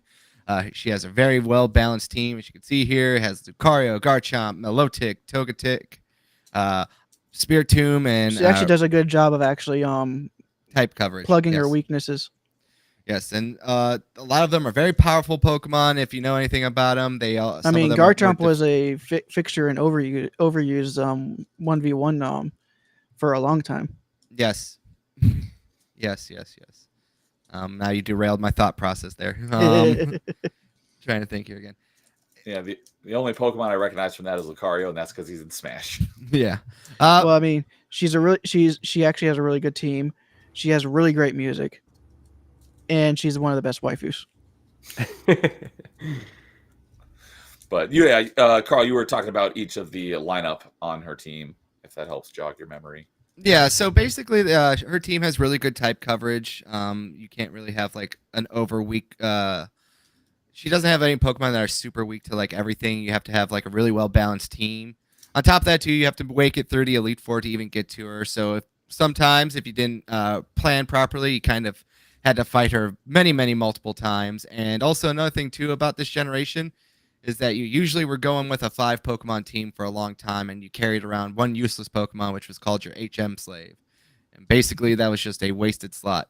So it added a little bit of extra danger to this one, for sure. Extra challenge was because you kind of handicapped yourself when, at least I did. And you basically were like, random Pokemon that I just caught that's like level 45. Let's go. So. Oh, and don't forget her appearance in Black and White. Yeah, she's in the post game. She's in the post game section, and if you just decide to go inside, you just because in Pokemon you're always going in every house to see what's inside of it. Well, you just walk into this house, and Cynthia's right there, and she's like, "Oh, let's battle," and she's like the strongest trainer in the game. Yeah, and you also get some special rewards, I think, if you beat her, if I recall correctly, as well. But she's like I think her Pokemon's level 70 at that point. Yeah, So well, if you're not prepared for that fight, you're kind of screwed. yeah, it's kind of like the red fight in Gold and Yeah. Silver as well. It's like a But special little unlike treat. Red, you didn't know that she was going to be there. That's true. You knew something was going to be at the top of that mountain. You didn't know a strong trainer was going to be in that random house in the middle of nowhere. Yeah, no. Like I said, it was a nice little special treat in black and white.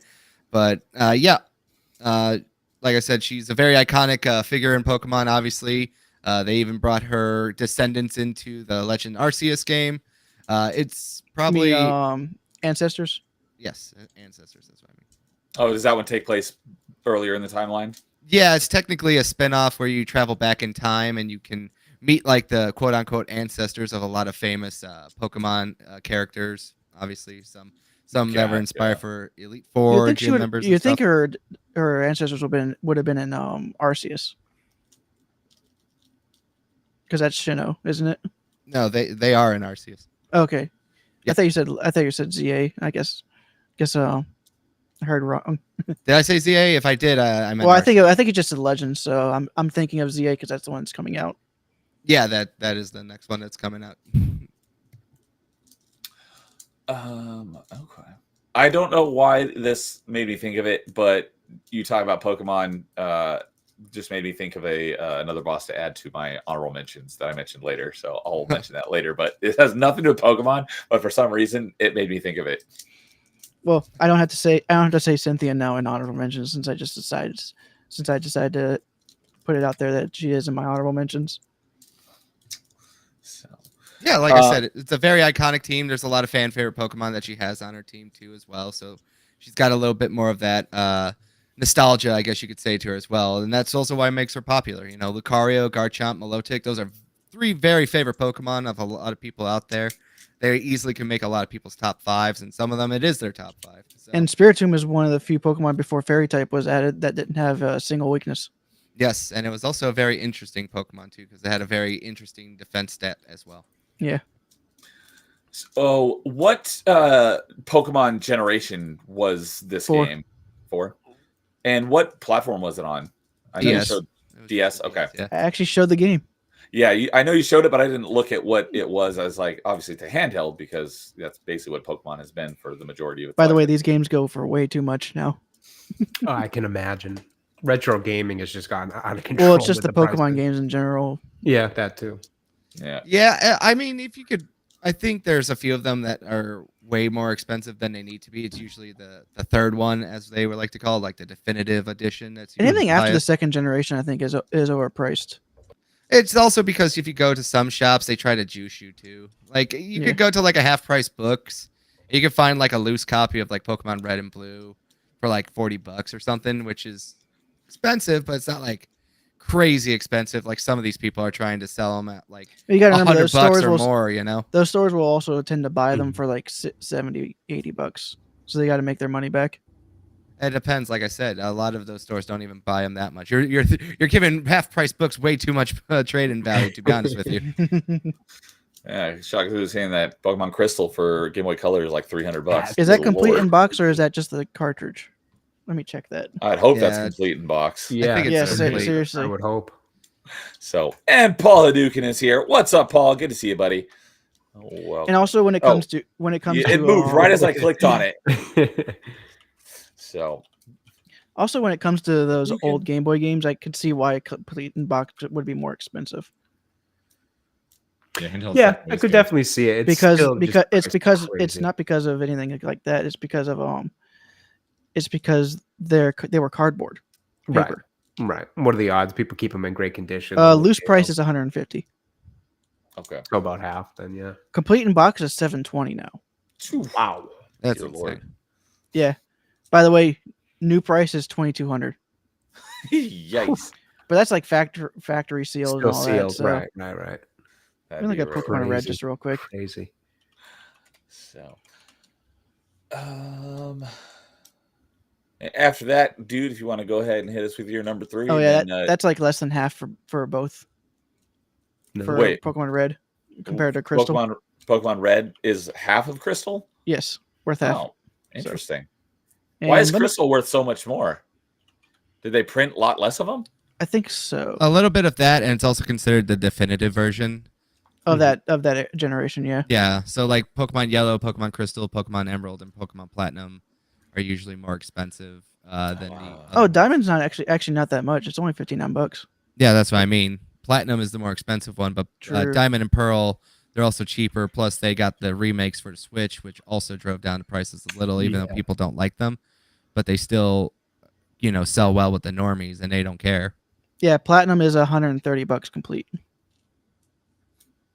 So, all right, dude, you want to give us your number 3, and then Jason will finish us off. Well, for it's number kind of 3? funny because Nerd was saying it's not as hard as Souls games, because my number 3 is from a Souls game, I figured you had to have some Souls on your list, so I was hoping. and it's from Dark Souls 3, and it's the Mhm. Nameless King. Mm. I love this boss because it's an optional. It's one of the few optional bosses, and pretty much what he actually, you have to ring a bell for the fight to even start, and the bell just makes it so that clouds come out that you can actually step on, and you're fighting him while standing on clouds, and he comes in on a dragon, and you have to kill the dragon before you can fight him. That sounds And pretty some epic. of the attacks are him using his spear on you while he's on the neck of the dragon, riding it. So So is he like one of the more difficult ones? Or? he is the hardest optional boss in the game. Okay. Now, where does And- he rank against some of the mandatory bosses? Just out of curiosity. Oh, he's definitely harder than most of the mandatory. yeah. Okay. And they also did something different with him because he is a humanoid boss, but he doesn't do all those crazy extra attacks. He does a long wind up, and then he does attacks. He has some combos, Mhm. but it's so satisfying to finally beat him.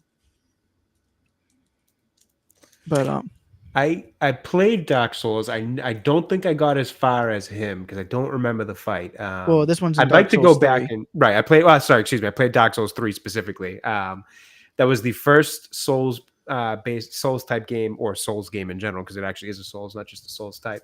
It's the first one I ever played, and I got pretty far in it, but I don't think I got as far as him. I'm trying to remember where I Dark left Souls off. 3 is probably the easiest of the three. That's of the what three I've. Dark That's Souls what I've games. heard. That's what I've heard. Because Dark Souls 2 Coincidentally, has, the one I started with too, so maybe not the worst idea for me to have. depending on ventured which into that version of world Dark with Souls that. 2 you did, it could have the full BS spawns.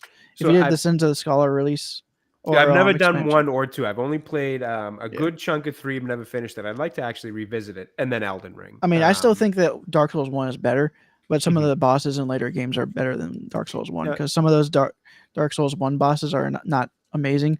Because Mhm. like the first, Bed of Chaos. yeah, Bed of Chaos is kind of annoying, even when you know the tricks to get around it.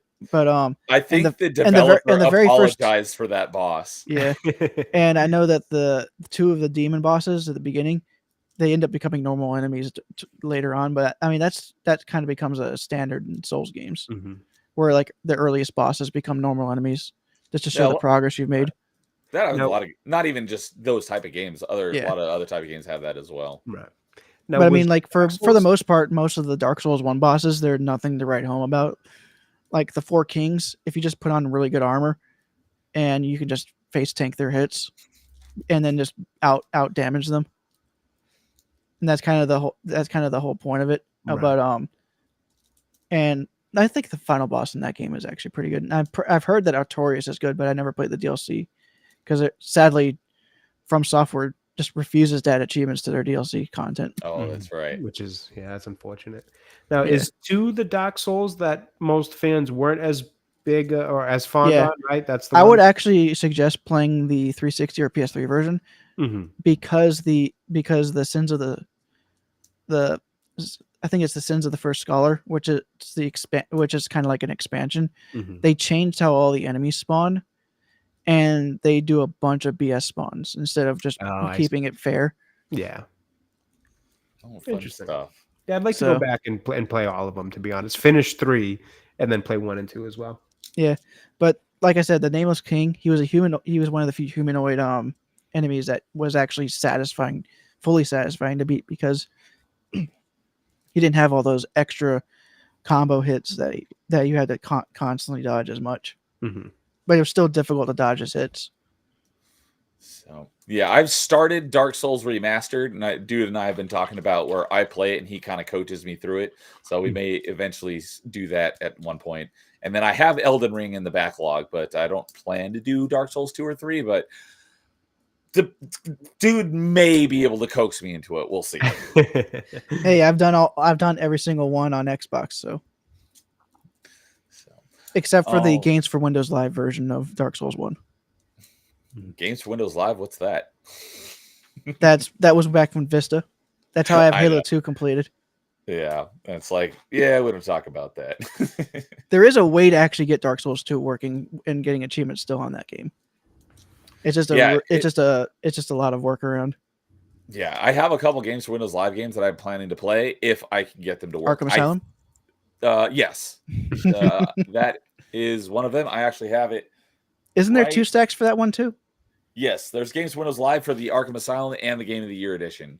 And I think it's the last one here before my books is the Games for Windows Live Arkham version. I've got a couple others as well. I've launched one, so I know it works. That's the Games for Windows Live version of Insanely Twisted Shadow Planet, which, surprise, surprise, is a Metroidvania. And then there's a couple others as well. I will do if I can get it to run. But yeah, it's Games for Windows Live can be a real hassle, and it was very short-lived. So, and we got Pop Culture Mechanics showing up in chat saying, "Hello, gentlemen. What's up, Pop Culture? Hey, Pop Culture. How you doing? You just had a great stream on Carl's channel not too long ago. That was good chat." So, all right, Jason, you want to finish off our number 3s? Yeah, so this kind of jumps off of what Dude was just talking about. This boss fight took me about a week. In probably if I did the normal time, probably 16-18 hours to beat. Oh, but wow. it was Radigan / Elden Beast from Elden Ring. This thing sucked. I mean, granted, Elden Ring's my first and only really like Souls-like game, but the final boss of that game, holy crap, did that take me? I thought bosses were hard to begin with, but this one just, like I said, anytime I felt close and I died, I'm like, crap, it's my fault. We're going back in. Mess up again. As a Souls fan, I wasn't the biggest fan of the Elden Beast because of the way its attacks worked. Mm-hmm. A lot of it was like from off screen. Oh yeah, completely off screen. Yeah, so I mean, there was just Radigan was definitely a good fight though. Yeah, Radigan was a lot more fun, but then when it transformed to the main second phase, it's just like you're just gonna get hit, and you just got to figure out ways to get the damage in before you're out. And that's why I tend to go for vitality plus strength builds. Mm-hmm. Just go with the big sword and just whack them once or twice. Yep. Every now and then. Make sure you have enough stamina just to get out of the way. Yeah. Yeah. No, but yeah, no, I mean, this thing took me forever, and being the final boss, like, oh, cool, I can, finally beat this game and get ready to, whatever's next kind of thing. And it's just like week later, all right, we're going back in. We're going back in. I ended up beating the Elden Beast a few times because there was multiple ending achievements. Yeah, that's what I've heard. I've only tried. I mean, besides beating it, I've only beat it the one time, and I haven't gone back to try it again because I have to do other stuff. But no, that fight was easily the hardest that I faced in that game. I will be doing that at some point because I am going to be playing Elden Ring. So. Well, cool. I've got my number 1 is similar to that, but I will save that for when we get to that point. So, Fractured is right there with me saying, I'm glad Games for Windows Live disappeared. That thing was garbage. Yes. Pop Culture agrees. And someone who I haven't seen in a while, Gord King. What's up, Gord King? Good to see you. How's it going? Mike Tyson from Punch Out. Vista is better than 11. I would have to disagree. Well, Vista didn't spy on you as much. That's true. I will give you that point. But yeah, Gordon King saying Mike Tyson from Punch Out's one of the toughest bosses I've ever beaten. I played that game on way back in the day on someone's NES because I didn't have an NES myself, but I don't think I ever beat it. But I have heard that it is very difficult, and I have seen the clip of when Craig finally beat it in front of his crowd. That was pretty awesome. That is awesome. Yeah, when we're ready for number 2, I'll go number 2 then. So, all right. Let's see. Let me get the timestamp here. 129.50. So, all right, Jason, you want to start us off with number 2 then? Yeah. So my number 2 All has the perfect number 007 393 5963. That is the passcode, and we just got done talking about it in chat. But my number 2 is Mike Tyson. Oh, okay. I was like, Oh, there that we sounds go. like, I know it's a passcode for something. I was like, that sounds like maybe a Mega Man code. No, for it Mega is. Man X. It is a phone number to call Mike Tyson to have him punch your face in if you're not ready. Okay. Now, Mike Tyson, was this back when it was relatively new, or was this more recent? When did you beat? Oh no, Mike Tyson? Tyson's easy for me now. This is going back for like when I was a kid, getting up to him, learning how everything like that. But yeah, when I found out the code, I'm like practicing as a kid. I'm like, now it's fairly decent. But I mean, that first 90 seconds of the fight, when it's one hit, you're knocked out, and you just have to survive, is just the welcome to the final boss. Like, everybody has these patterns, like, cool, and I can dodge it, I get hit, I'm fast enough to do that stuff. But when you're like, oh crap, I messed up one time, and then I'm down. And then he starts throwing like this 8-second delays or the 6-second delays, and you thought you have a timing, and he's just changing it on you. It's just insane. After that 90 seconds, he becomes kind of fair, but I mean, you just have to be ready for it. So now it just becomes fun to try to beat him in the first round. So that's now my boss fight with him, is try to put him down in the first round, because that's harder than anything. But playing him. And then back apparently then, Craig actually ended up beating him the hardest way by TKO. Oh yeah, going the 3 rounds is one of the hardest to do. Yeah, because if you go 3 rounds, that means he's put you on the mat a few times, and you're not winning by points. So yeah. that code, is that essentially your Konami code? You've got it memorized. I mean, that one, the blood code, Abacab. I mean, that's the blood code. But yeah. Okay, I have no idea what those other things you just mentioned were. That's the blood code, ABABAC. That's get the blood from in Sega Genesis Mortal Kombat. Mm-hmm. Oh, There's a bunch of cat codes I have in my head. Yeah. But no, yeah, the Mike Tyson phone number is definitely one of my favorite codes. How many times do you think you lost to him before you finally beat him, if you had to guess?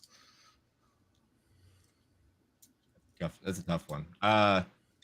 Probably hundreds of. I mean, I can still lose to him today if I'm not paying it. Like, I'm not, like, if I go now, I'd probably get beaten. If I type in the code and play, I might lose right away. So I mean, I probably lost him over hundreds and hundreds of times, just because you get in, you're like, okay, cool, I'm ready to go. If I just go from start to the end, then I'm probably, it'd be easier. But then I run into trouble with like Mr. Sandman being difficult. Soda Popinski's pretty difficult. I mean, the whole Punch-Out game's great, but there's tough stuff that, like, you hit a roadblock, but that just prepares you for the end. So. All right. Yep. How very fitting that the son of a boxer would have Mike Tyson on his list. I was considering, I forgot to mention it earlier when Jason mentioned Shao Kahn, but Shao Kahn and Mike Tyson, I was considering putting the thumbnail, but I didn't think of them until later. It's like, it's already getting a bit full. So they didn't, but they were considered. And as crazy as it sounds, it's not a big difference, but I do find that Mr. Dream's easier. I don't know if there is coding or anything different, but for some odd reason, I find Mr. Dream easier than Mike Tyson. And I don't think there's supposed to be any difference. I think it is. I really think it is, because I don't think there's any difference. Is this Mr. Dream, you said? Yeah. Is he known for being harder than Mike Tyson? No, he's supposed to be the same fighter. But for some odd reason, I find him easier. It's just that Mr. Dream was what they changed the character name to whenever they decided to drop Mike Tyson. Oh, gotcha. Okay. So it's more of like a placebo effect. I think so. Gotcha. All right. Let's see here. Jay, you want to go on with your number? We're on number 2s, right? Yeah, number 2. Yeah. So it's actually kind of right in line with what we've been talking about. Oh, my perfect. number 2 is Radahn in Elden Ring, specifically the Star Scourge. I always say it wrong. Star Scourge or Scourge, Radahn in Elden Ring. I I just really love this battle. It's challenging.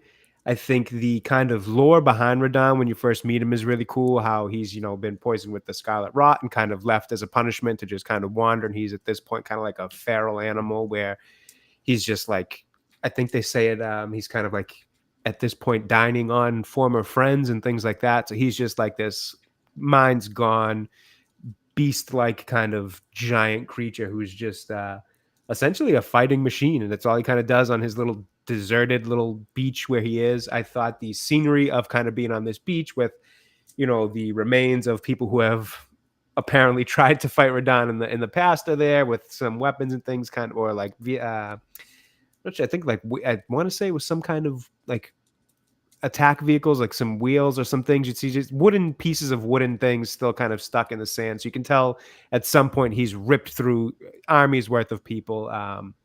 So the scene was cool. I thought the lore behind Radahn was really cool. And then the fight itself was challenging, at least for me. I found it to be very challenging. It took me, this was like an up till 3 a.m. night, finally beat it kind of up screen, similar to Jason's story earlier. Luckily, I didn't have too many did you know people that to you wake could up at the constantly time, but- summon allies to that fight? I found that out later on. I didn't the first time I had gone through it. I did find that out later on, though. I actually found it out pretty early, and that's how I ended up beating I him. wish I had. It could have helped. It could have saved me some time. But It was actually that's because of that. That actually made the fight interesting in a different way. I would actually be Totally interested in changed the seeing that dynamic. because But then you still had to dodge his insta kill move where he comes Right, down as a as meteor. a comet. Yeah, well, that's exactly what I was going to say. I was wondering how it would change how he is, because what I like about that battle is he's got a wide variety of moves, and they really kind of eat up the entire landscape of the boss arena that you're in. I mean, he is all over the place, whether he's just circling around to get another look at you to come back at you with his double swords on the horse, or if he's doing the purple kind of shield that goes off and then shoots the balls out there. Forgive my lack of proper terminology. Is this the boss fight where it's that giant guy on a horse? Yep. This is that one. It's like red skies on a beach. The setting I've seen video of this boss fight. Yep, he's got these two big swords. The fight starts off with you like 3 football fields away from him, and he's just firing these massive purple, like more like bolts than they are arrows, but he's firing them at you. As you get closer, he changes it up to this kind of spread version of it that shoots a multiple of them down at you. So the whole thing, it changes depending on how far you are from him, how close you are to him, type of thing. He's chewing up all this kind of just real estate in terms of the boss arena itself. And then, as Dude just alluded to, at some point he comes in with this kill shot where he just becomes a comet that comes out of the sky. And if you're not paying attention, you are instantly done. It was just such a fun and I just wish it was different a kind of slightly boss easier battle. to dodge that. Yeah, it would have been nice. It definitely would have been nice. But I Because also if you like the knew way it was that coming, even when you know it's coming, you don't know the exact timing of it. right, you know it's coming, but it's still very hard to get out of the way of it. Mhm. And what I like about it, another thing I like about it is that you can kind of switch between being on foot, being on your horse, the torrent there, and all that. It was just such an interesting and kind of, I don't know if I want to say different boss fight than the other ones that I had been up to in that point in Elden Ring. Because a lot of them are kind of just based on the dodging and timing and learning the moves and all that. This one to me just felt really different. It felt like the most challenging up to that point. Obviously, it gets a little harder as you go on in the game and things like that. But I really loved that fight. It stood out to me amongst the bosses that I beat in that game. That was my number 2. I think it feels different because like it almost feels like you're running into a war. So like because you're running in, and if you want to get all the people to help you out, like you can run to each site to like have them come up, and then now you're just a one-man army. Then you pick up another one, then you pick up another one, and you're still running in, and this person's on the top of the hill on that horse just shooting at you, like staying away. And then you could go in by yourself, or you have this massive and then just go. And then don't waste your time summoning Patches. Yeah. He instantly leaves whenever he notices where you brought him in. Yeah, and then when this enemy feels like he's in trouble or it's gonna lose, and he just becomes this massive comet to take you out. And then if he gets you, all right, we're trying this again. Yeah, we're doing it again. And then you're like, okay, cool, let's go. And it always feels like a massive, like you're just running into battle with however you choose. Agreed, and I think that's what makes it so fun. You just kind of like you're on the beach. It feels like something out of a movie. It feels like the most kind of cinematic type of fight in it. You're Yeah, on you're the not just going beach, into you're this ring starting where you- ahead of them, and you're just all right. Let's do this. It's on, and you just charge at them. Yep, you're not just in this mist and you're in this Right. just set and then you're like, go. No, it's like you gotta go get it if you want Yep. to. If you don't, you're just gonna get Yeah, peppered and he's you're gonna lose, gonna you're crush done. you from a distance. Yeah, there's something epic about that fight that just stood out. I really like that one. So, since I know very little about this game, can you only use summons on certain fights? You can use them on any fight. Yeah, you can use your personal summons that you have on any fight, and then there's some where you kind of talk to somebody and they'll show up kind of at that foggy, You have to friend. misty You have to gate. friend. You usually have to friend them though. Yeah, for you them have to find them, talk to them, do whatever it is, and then That's like, the same they'll way. show Same up way at the other Souls games have done Yep. it too. I remember that from 3. Obviously, I didn't play 2 or 1, but I do remember that from 3, where you kind of have to interact with a certain character, and then you'll be able to summon them outside of the mist. And then when you do that, you can actually go in and do your own personal summons as well. So you can have, a couple. It's technically how halfling Souls actually technically does its easy difficulty for the things. bosses. Yeah, actually. But if you think about it, whenever you bring in more people for a boss fight, it actually ups their HP. So you have to hit them more Mhm. times anyways. Right. But it's And still it's not nice like to it have ever something. makes it that easy Yeah, because it's still still very not- difficult. But it also is nice to have something else aggroing. Well, and that's I think the biggest benefit you get from any summons, whether it be the ones you have personally or the Yeah, ones. that's you why I call in always from bring meeting them. Solaire into the Yep. Ornstein and Smog fight. Yep. Bro It just- layer, it baby, definitely bro layer. helps, even Yeah. if they're just like keeping the focus for 2 I mean, seconds. while you remember, I pop a have the potion, amiibo it for helps. Brolaire. But So- that was a good one. I really like that one. Good one. So, all right. And I want to highlight this one from Gord King saying that one of his favorites is Hyperion from Returnal. Not the toughest boss in the game, but in terms of story atmosphere, it's incredible and it's pretty tough. I have not Need to played that finish yet, that. although I do have it and I'm looking forward to playing it. When I was looking through people's lists and forums and stuff to just jog my memory for some ideas, I did see that one get mentioned a few times. Yeah. That game is So- really good. I still need to finish that. I'm very much looking forward to playing because I remember when it first came out, I'm like, I wish I had a PlayStation for that game. And then it came to Steam. So looking forward to playing that. I think I bought it with my birthday money. So Wait, you get birthday money?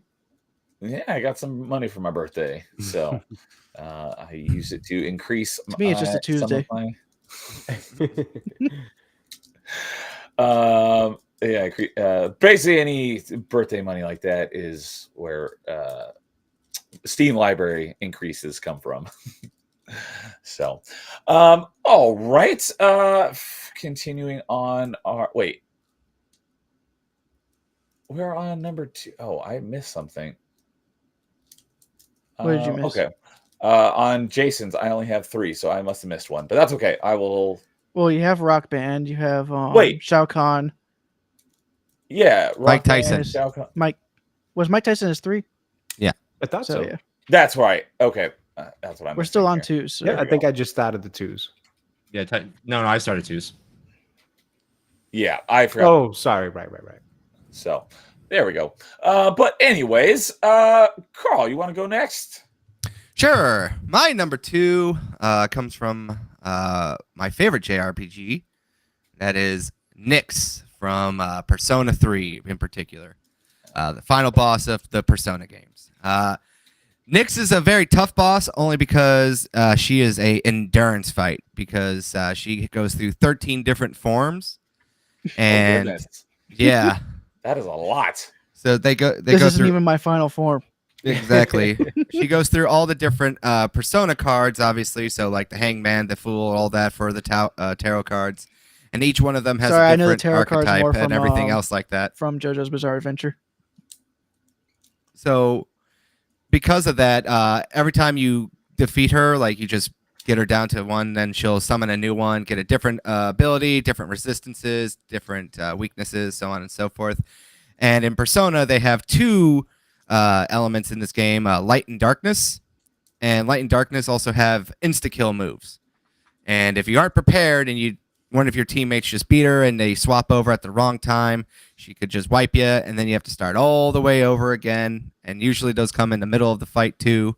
if you have the wrong persona equipped and not the right counter.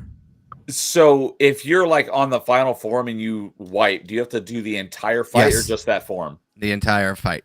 Dear Lord, and how long does this entire fight typically take? It takes like a little bit, depending on how well you've prepared for it. The reason why I put it down right now is it does take a long time, even if you know what you're doing.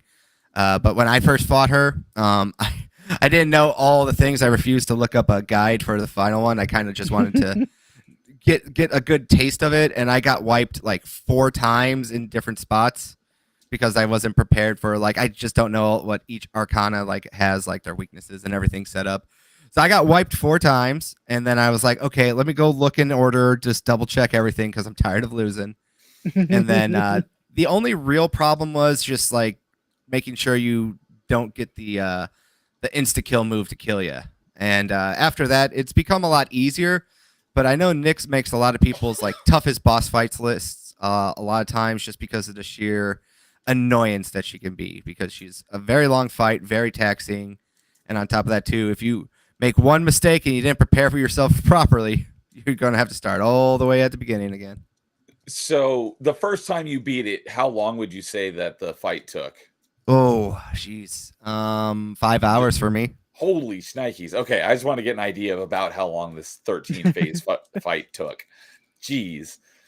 I'm assuming you can pause and save and come back, or do you have to either leave your console on or do it in one go? You kind of have to do it in one go. You can do it. Nuts. You can like do save states now, obviously with the Switch and even the Vita when it was on the Vita only at the time, and the PSP. But at the same time, it's not really as fun to just kind of leave it in a save state, because you never know if you forget to charge your battery and then it's just dead, and then it's like, well, there goes all that work. On top of that too, just to get to Nyx is obviously you have to do a long grindy battle to get up to her. So you have to go through the final dungeon. You have to go through another really hard boss fight before you get to her, and then you get to her, and then it's just an optional. No, she is the end boss. Oh, okay. So like to get to her is already a challenge, and it's Is there a save point between the 2 bosses? yeah, there is a save point after, but at the same time, it's still the boss before her is even tough too. It's just that it's a giant test of endurance, especially for this one. Like I've played all the other Personas since 2, which I'm trying to work on now. It is not it's not a fun go, especially if you're playing on the higher difficulties. It is a nightmare. I'm not really into the whole Dark Souls scene like you guys are, so these boss fights are the ones that I find the most hard. But Nyx is like, for a normal turn-based JRPG, she's a nightmare. But it could be even worse because the original Persona 3 did not let you choose how your party attacks, so that could have been even worse.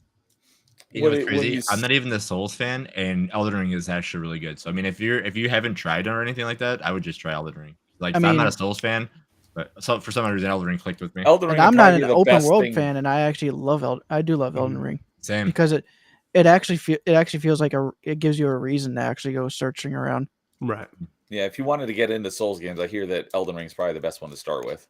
I would definitely agree with that. I'd say Elden Ring or the original Dark Souls. I think both of them are actually not too bad. But as long as you don't go the wrong way when you first start Dark Souls 1. Yeah. But I can see like Carl has this one just because, like I said, I mean, my number one might be something kind of like this aspect, but like going into like a fight and having, you know, a pre-planned idea of what you need to do, and then have that all get thrown out the window because of how like the endurance is exactly how some of this stuff is. So I can definitely see that. So, Yes. Carl, for some clarity, when you said something about the original Persona 3 about the team attacking, could you? Yeah. What did you mean by that? So the original Persona 3, you couldn't control how your teammates attack. So you could Like the order, or no, like you couldn't control what moves they would pick and choose. oh, so it's just completely picked by the AI. Yeah. So like now, imagine how tough this fight was for me, and I could actually control the outcome. Now just imagine like everyone was just deciding to like just break dance and just decide whatever they want to do at any given point in time, and you're like, well, I guess this might work. So that's also why I think a lot of people look at Nyx as such a hard boss fight, because depending on what team comp you brought in for the original Persona 3, you could just really be putting yourself up to some bad times. That's for sure. If you don't come in prepared, you're gonna have a bad time. Just to give you a heads up, Carl, the 3 Persona games that are on PSP are supported on Retro Achievements. Yeah, that's cool. I know that they're also they got the PSP version and Reloaded on Xbox and stuff now too. I just kind of just stay right there. Persona 2, and Innocent Sin, and Persona 3 Portable are all Ruby. supported on there. Also, Carl, did you see the announcement today at Gamescom for Persona? Yeah, I've known about that for a long time. It didn't shock me. A lot of people are saying like they're juicing Persona 5. I'm like, well, the protagonists of 3 and 4 were in Persona 5 as optional bosses. Did you hear the song? Yeah. Yeah. Yeah, the one that I should bite your ear over. Yeah. The one that I couldn't come up with, but I knew every time I hear it, there it is. Yeah. We played it. Tyler played it for you. You're like, oh no, that ain't it. Yeah. Oh, is this referencing the JRPG top 5? It is. Yeah. Okay. I was like, I have no idea what you're talking about. I spent most of that night picking up games from my collection to see if I had all of them. Nice. Especially since JRPGs tend to be expensive. Yeah. After that, I think I'm now 3 SquareSoft games away from finishing my PS1 collection of all SquareSoft games. So I think I'm actually just going to complete it now. Very nice. Might as well. Yeah, Even if they're like $500. No, it's what am I missing now? I'm missing Xenogears, Chocobo Dungeon 2, and Vagrant Story. I got 2 of those 3. I don't have Chocobo Dungeon. I have Xenogears. I have 2 versions of Xenogears. One Black Label, one Greatest Hits. Yeah, I want Black Labels. You all might be very surprised to hear this, but I don't own any of those. I am shocked. No. Shocked to tell you. Well, not that shocked. All right. Dude, why don't you give us your number 2 and then I will finish us off.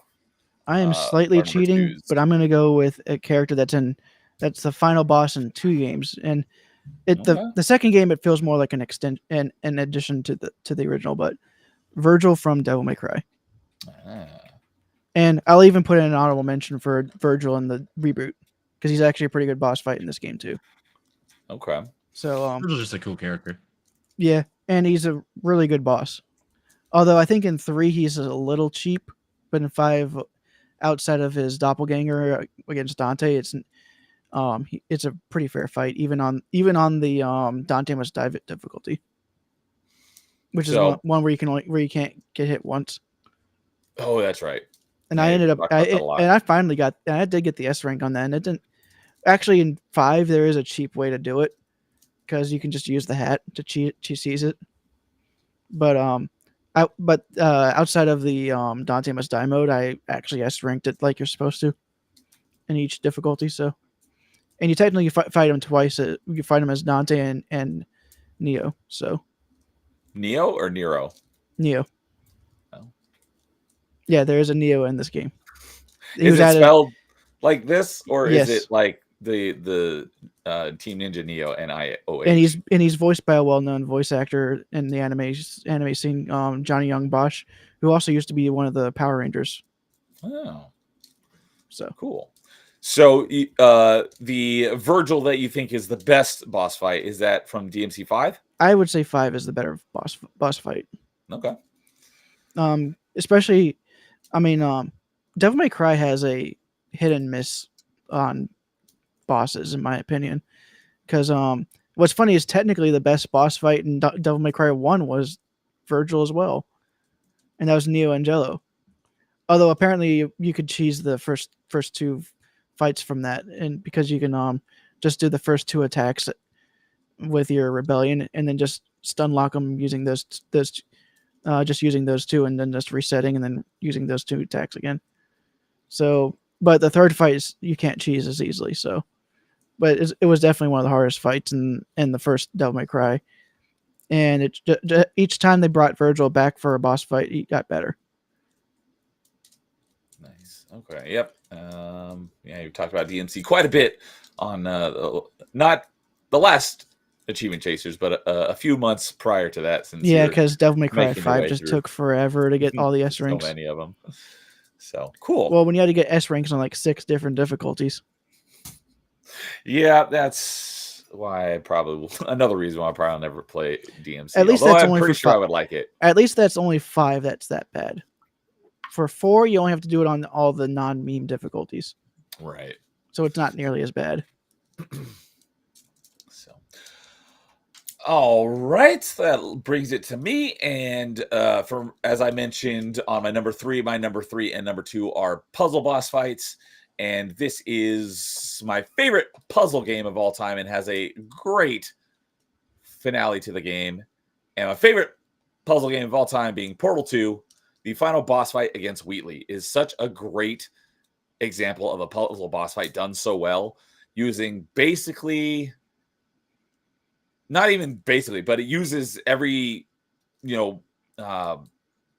not trope, but what's the word I'm looking for? Feature, mechanic. That's the word I'm looking for. It uses every mechanic that you've learned in the game so far. You have to use them and stitch all the different mechanics together in order to beat them. I often mention Portal because it's on another topic we talked about on Party Chat was best antagonists. The Portal games with GLaDOS and Wheatley are both some of the best antagonists in video games. I agree. Wheatley, voiced by Stephen Merchant, does a great job as that. And they're both GLaDOS and Wheatley are just written so well. I love puzzle games. And the first time I beat it, little spoilers if you haven't beaten Portal 2 before, the ending is really freaking cool because you have to go through a few phases of causing damage to them. And then because in Portal 1, you have to get rid of the cores and incinerate them. In Portal 2, you basically have to do the opposite and attach them to Wheatley. It's been a long time since I've played it, so I don't remember what the lore reason is behind it. But you have to use your puzzle mechanics to get the different cores and attach it to them. And then the final thing is you put the ceiling opens up and you put a portal on the moon.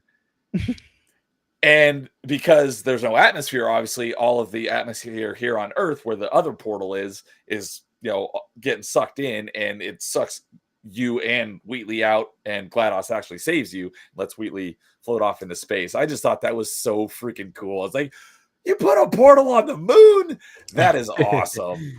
So I just thought that that's thinking with portals. That is thinking with portals. This is the first time I did that. I'm like, that's so cool. So that is just such a well-designed boss fight. I don't think I could say a single bad thing about either of the Portal games. The only thing I can say bad about Portal 1 is it's too short. Portal 2 is like the perfect length, so well written. Just everything about Portal 2 is fantastic. And they added co-op. Co-op is great. Whenever Portal 2 comes up, I always have to mention, if anyone wants to play Portal 2 co-op, I'm happy to, because I love Portal 2 so much. But yeah, the Wheatley boss fight at the end is just so excellent. So that is my number 2. So, anyone have anything else they want to say about Portal? I have actually never played Portal. It's been on my list for a while, so I have to get around to it. Just bounce on the stream right now. Just go start playing it right now. It was fun. I'll see you guys. My problem with Portal 1 is it's attached to Team Fortress 2 and Half-Life. Although Half-Life isn't nearly as bad. It's more the Team Fortress achievements. I'm assuming you're talking about the orange box on 360, right? Mm-hmm. Yeah, the only achievements I don't have in that is for Portal, for the silver and gold medals. I did get all the bronze, but I was not a fan of those medals that they added. But yeah, orange box, definitely an excellent collection. One of the best. Excellent, good stuff. So yeah. All right, let's see here. 8:45. All right. Well, that will lead us into our honorable mentions before we get into our number ones.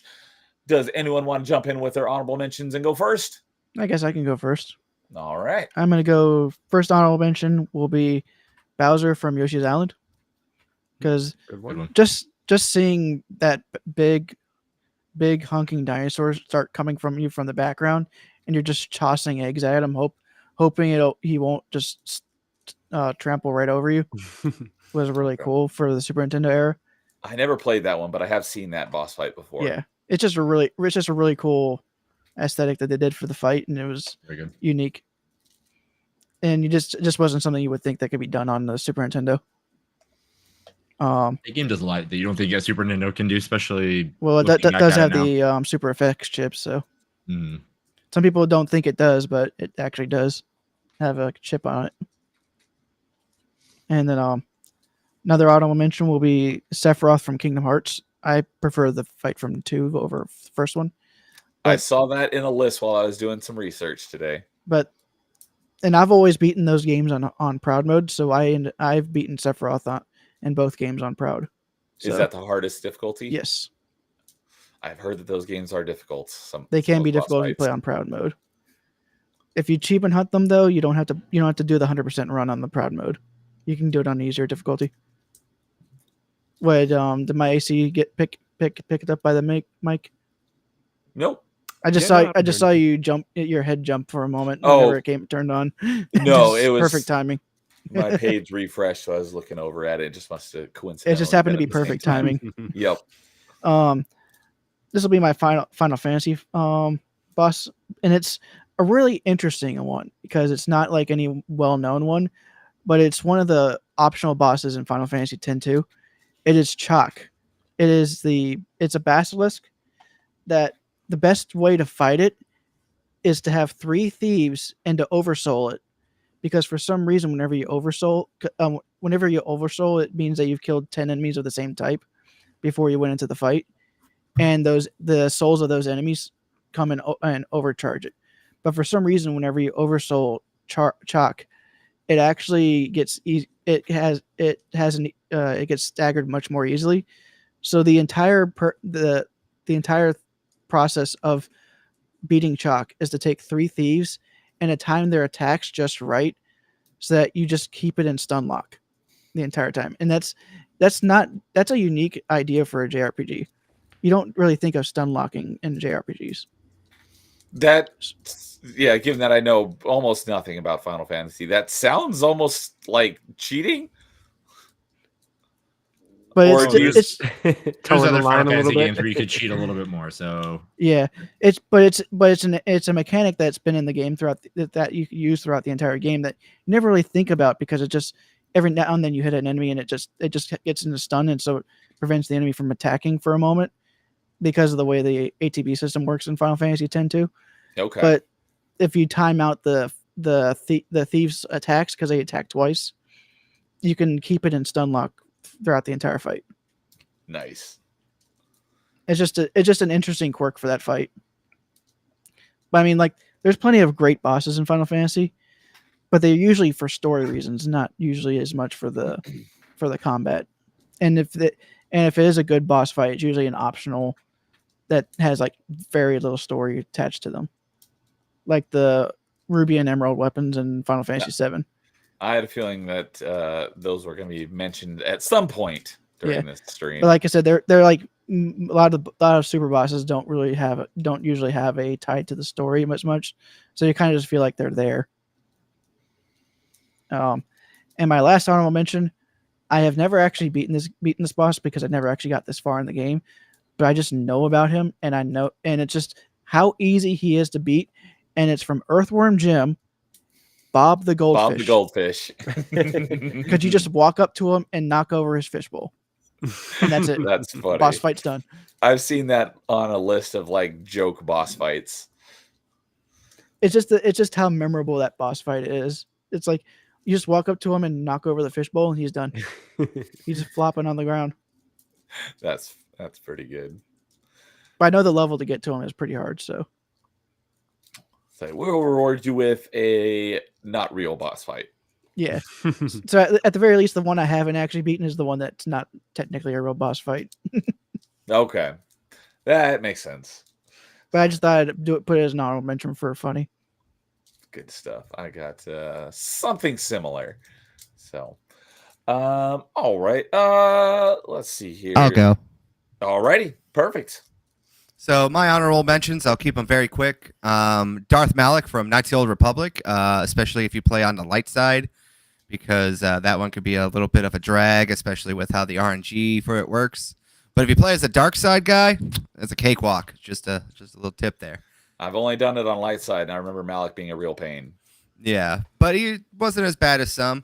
Another one, specifically, this comes from Fire Emblem Engage. It is fighting your mother in Fire Emblem Engage, late stage there. It was not fun. I hated that level so much. Eventually, I started doing Russian tactics, and what that means is just charge at the enemy and hope that you kill them before they kill you. And that made the game very unenjoyable. Me and Mr. Canadian like to go back and forth and be like, oh, Engage isn't bad. I'm like, listen, you don't understand. You played it on easy. Play it on a higher difficulty. That last 25% of the game is not good. All right. So that's why I just remember absolutely just getting annoyed and mad. It took forever. I think I burned through a 2-hour podcast on that last level because it was just so annoying, and I was like trying to play it a different way, but wasted too much time on that. Couple more. Elatrion from Monster Hunter World. Only because he was a gimmick fight, so you had to go in there and be very prepared, and you had to use certain gimmicks to kill him. It wasn't so much that he was a hard fight; it was more so that he was just one that if you were in there with inferior people who did not spec properly, then it became a lot more harder than what it should have been. But very cool design. He's kind of joked about as being like the avatar of the Monster Hunter games because he has like fire, ice, and dragon as like all his abilities. So he can change up his abilities mid-fight, and it's really cool. Okay. And then last but certainly not least, Pokemon Colosseum's final boss. For me, he was relatively easy because I know what I'm doing now. But I can understand why a lot of people really find him to be difficult because if you don't prepare for that fight, it's Are a you talking about the slog. story boss or the tower boss? The story boss. Because he's got a very good team, and on top of that, too, you have to go through another very tough fight before you get to him as well. To be honest, I was thinking about doing Pokemon Colosseum for my retro achievements runs of GameCube, but they also put in achievements for all the cups and all that, and the tower mode, and I'm like, I don't have time for that right now. Man, ain't nobody got time for that. Yeah, Colosseum's a great game. It's definitely makes you think about the Pokemon you're gonna pick because it's not like you have the biggest Pokedex. You have to actually steal Pokemon from other trainers and then do a bunch of rigmarole. But generally speaking, if you are this age now, and especially if you played Pokemon games your entire life, you'll be fine. It's actually interesting because it's one of the few games that actually does double battles as its main mechanic. Yes, instead of singles. And it's the only game that gives you an Espeon and Umbreon as your starters. Yep. I think XD does double battles as well, doesn't it? They do, but they don't give you as easy of a start time. But I haven't played that one fully yet because that was the one I used to test my capture card, and then it froze, and then I cried. Oof. I'm sorry to hear that. Yeah, well, hopefully we'll get that fixed. Fernando's coming over. I bought a new capture card, and we're going to go brass tacks mode on my PC. So hopefully I can stream that. Sweet. Mine's just a USB capture card, so not crazy. All right. Jay, let's hear your honorable mentions. All right. So my honorable mentions will be pretty quick. One of them we've already talked about, so I won't go too far into it. It's the Deathstroke Arkham Origins fight. It's just a really good one. The kind of equal to Batman in terms of the hand-to-hand combat was really fun. Just given the character of Slade Wilson and Deathstroke himself, but the actual, way that it worked out where he was just a lot of it was like him just attacking you like crazy, you dodging a lot of it, taking your spots. The cool little gadget you get out of it, the kind of dual point grapple. I'm not exactly sure what it was Oh, called. I kind of the forget, line but launcher. yeah, I don't know if I can't. I don't think it was the line launcher because I think the line launcher was the one, unless they did call it that. 'Cause I thought that was the one that Batman would then be able to kind of travel on, but the one Yeah, that I would think it's essentially that grab one. two things and pull them together into this, into the center of the line. Oh, was it like a double back claw? Yeah, basically, it would like it could grab an explosive can as well as Batman and pull it towards him, type of thing, and kind of meet in the middle type deal. So Oh, yeah. it was a cool little gadget you remember which got one out of you're talking that. about. So the fight was really cool. The character design, Deathstroke, really like that, all that. So that one we've mentioned. So I'm going to touch on that one Mhm. right now as well, because that is on my honorable mentions as well. And it's one of the, if not the first major boss battle in the game. I believe so, if I recall. It's been a while since I If- played it, but I want to say it was because I think you were supposed to go up against Electrocutioner there, and then obviously you don't. So then it becomes Deathstroke. Yeah, so if it's not the first fight, it's very close to the beginning of the game, Mhm. and there's an achievement on 360 for beating him without taking damage. And Oh, I was really? determined to get that on not my first attempt, but I wasn't just going to play through it and then play through the game and then come back and do it later. I was like, no, I'm going to get it now before I move on. So Mhm. I stayed there and played that fight over and over and over again. The first time I played Arkham Origins until I got that achievement. So that one, I remember it well because it took quite a few attempts because I'm not the greatest at the Arkham games. Mhm. But that was another one when I finally got it. It wasn't quite as exciting as Jason when he did Green Grass and High Tide, but it was one of those ones like, yes, Yeah. finally, after, I don't know, 3 hours or whatever it was, I finally got that achievement. Well, So. and I always say, I'm like, that's what makes gaming so fun. That feeling of satisfaction. That's why I get so aggravated with like the group of people, or whether it be journalists or just regular gamers, who are like, Souls games need to be made on an easy mode and all that. It's like, no, that's not. They don't. You need They already to have play an easy mode. something It's else. called if you summons. can't- Yeah, right, basically. And it's like, if you can't play them, then either get better to play them so you can get that great satisfaction out of getting your butt kicked for 2-3 hours on end until you finally break through the wall and you get that win, or just play something else, because that feeling, that satisfying feeling of beating something that's kicked your butt time and time again, is to me what gaming is all about, and especially with those type of games. So Yeah, I mean, there was a agreed. couple of those Super Mario Sunshine achievements that they put into the retro achievements that were really hard, but I think all but like one or two of them were extremely satisfying to get completed. right. Well, it's the, like I said, it's like the point of it all. That satisfying feeling, man. It's yeah, we do it to pass time, we do it to have fun, but it's a competition. Sometimes it's competition with others, sometimes yourself, your own score, sometimes just the game itself, and coming out victorious is just a great feeling. And Exactly. while we're also on that topic, DJ Axis is here. What's up, DJ Axis? He's saying the Yep. Deathstroke fight is Everybody loves that fight. top It's so notch. good. He's It's saying so good. easily the best fight in all the Arkham games. I say it's good. I mentioned it earlier as my number 3, but the Arkham City Mr. Freeze fight is probably my favorite in the Arkham games. But they are both great boss battles. I But agree what's there. up? Good to see you, DJ. Isn't that also a Christmas time game, Yes. Arkham Origins? Arkham Origins takes place at Christmas, New Year's time. So yes, All right, so I'll play it for Christmas. I was Yes, thinking, perfect time to play it. my chat really wants me to stream it next after Arkham Knight, but I was also thinking to myself, like, I could kind of push it off to the winter time. It'd be a little bit more fitting. So we'll see. But yeah, it is a good one for Christmas time for sure. And then the other ones that I had or really actually just the other one that I had for honorable mentions was another one that brings me back to the N64 and the late nights of gaming and sleepovers, everybody trying to work together to beat, whatever it is. It was the Master Hand in Super Smash Brothers.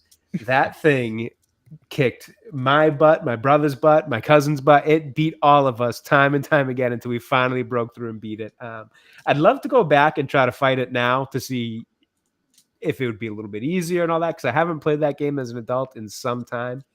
But man, that stupid glove and that Master Hand is burned into my gaming memory forever. I've always hated Crazy Hand more. I was just Yeah, going to say that. When the fair. first time I beat Master Hand and Crazy Hand, where they're fighting together, that was one I was like, yes. Although I did get the achievement for beating Event 50 and Melee with the less than 100% damage in the first try. Nice. So But that wraps up my my honorable mentions. I wanted to get more, but it was actually surprisingly difficult to sit back and try to think of all the bosses I'd beaten over time. I didn't think it would be that hard. I thought most of them would kind of just come right to memory, but yeah, it was difficult to try to think like, well, what games did I beat on this console that had bosses? And that, so it was a challenging kind of memory test for sure. All right. Jason, you want to go next or you want me to go next? I can go next. Yeah, so my honorable mentions, I kind of chose not hard ones for these ones, so I just came up with 3. But my first one, actually, I guess was difficult because it almost made me want to break my Dreamcast. That was Tyrant that was on the plane in Resident Evil Code Veronica. That is the first time where I found I'm like, oh, the crossbow is actually a reasonable weapon to use and is actually the strongest weapon in the game. So when I found that out, I was like, oh, that was the trick, is I have to use a crossbow against one of the final bosses of an original game. Makes no sense. Like it'd be a very good weapon. No, it's the fact because it shoots the fastest and it can stun them, so you can shoot a crate at them and knock them off the airplane. I used every weapon that I had, and that was the weapon I didn't use until I figured I'm like, okay, I'm gonna use this, and I was like, oh, that became easy. Now the question is the crossbow useful at all in the rest of the game, or does it completely suck? Oh no, it's the most powerful weapon in the game. Okay, I was gonna So say it's like the it's one Magnum of in those. other Resident Evil games. It's terrible in every Resident Evil game except for this one. Okay, you- I was gonna say if it sucked the rest of the game and then became godly for this one boss fight, No. that'd be kind It of funny. shoots so quick, and they have like explosive arrows. It's insane how crazy it is. Yeah, it's surprising whenever they add explosive tips to crossbows and how much better they can become. It's I insane. know Call of Yeah. Duty Black Ops 2 did that. Second one on my honorable mention will be Psycho Mantis. I Okay. thought that was Good one. amazing. When you found out they're like, oh, cool, I'm getting messed with, and then when you actually do, change it to the second player, it does work, or you're not And paying he starts attention reading because- your memory card. Yeah, you're like, oh my gosh, he's actually reading, or he's actually he knows that I have a DualShock controller. He's moving my DualShock closer to the system because technology at the time. And then my last one on honorable mention, I think this one still to this day it pumps me up to play the boss fight because I'll go back and I'll play it just randomly. And that is Genova Dreamweaver from Final Fantasy VII Remake. There is a part in the game where you get to I like heard that you're phase- not a big fan of that game. No, not at all. No. But So there's a whenever part- Dream Reaper comes on the radio, do you just get upset right away? Oh no, because I just go back and I listen to the Final Fantasy or the Genova theme, and where it clicks into the actual part of it with how everything's going is just so awesome. So All right, and TJ saying that the crossbow in Resident Evil 4 is also good. Resident but Evil 4 there's- is just good in general. yeah, there's a lot of weapons in Resident Evil 4 that are just insane. And then Flame Mage Like the saying, rocket "Think about launcher? boss fights is fun." Yes, it is. Flame Mage. Just Resident Evil 4's Mercenaries mode was so awesome to play back in the day as well, especially when you got to play as Wesker and Krauser. It was the dream. There is mercenary. The mercenary mode did return in 5 and 6. I know, but 4 just hit different. So I mean, it was how they did multiplayer in 4 and 5 and 6, outside of the co-op sections of the campaigns. So Carl just sent me a link. This is really funny. Ironically, the Twitter account Video Game History, literally about 10 minutes ago, posted a tweet about Def Jam Fight for New York after we were just talking about it at the beginning of the stream. What are the Awesome. odds of that? Right? They're fans. They're fans of our show. I guess so. That's what I'm going to say. Shout out. You should go post our stream in the comments. Good after that. That is great. All right. For my honorable mentions, the one that I mentioned earlier that for some reason I thought of when you guys were talking Pokemon, no correlation whatsoever, but you talking about Pokemon made me remember this. The Morgan Freeman fight, which is an optional boss in South Park, The Fractured But Whole. That is probably the most difficult fight in the game. It is very, very difficult, but one that was I was very happy when I finally pulled that one off because it took me a number of attempts. But yeah, I don't know why Pokemon made me think of that, but it did. Yeah, I don't know either. That's Yeah, that's a crazy interesting. jump. Is this like some weird combination? Do you watch a lot of Morgan Freeman movies when you played Pokemon or something? All right, here's the connection. I just came up with this right now. But Pokemon, Shin Pokemon, South Park Stick of Truth, South Park Stick of Truth to South Park Fractured But Whole. There you go. Fair Yes, enough. but who's Pepe Silva? Yeah. Another honorable mention, because it was just so crazy over the top and it was just ridiculous, was the final boss fight in Just Cause 2. You go and attack this nuclear submarine, and then you fight this guy who's like a Kim Jong-un ripoff, who's gone nuts, and he launches the missiles, and you use your grappling hook to connect to grapple the missile before it takes off, and you're surfing on a bunch of nuclear missiles with guys on top of the other ones, and you're shooting them, and you have to get across to all of them and disable the missiles before they hit their targets. It was just so crazy over the top. It was great.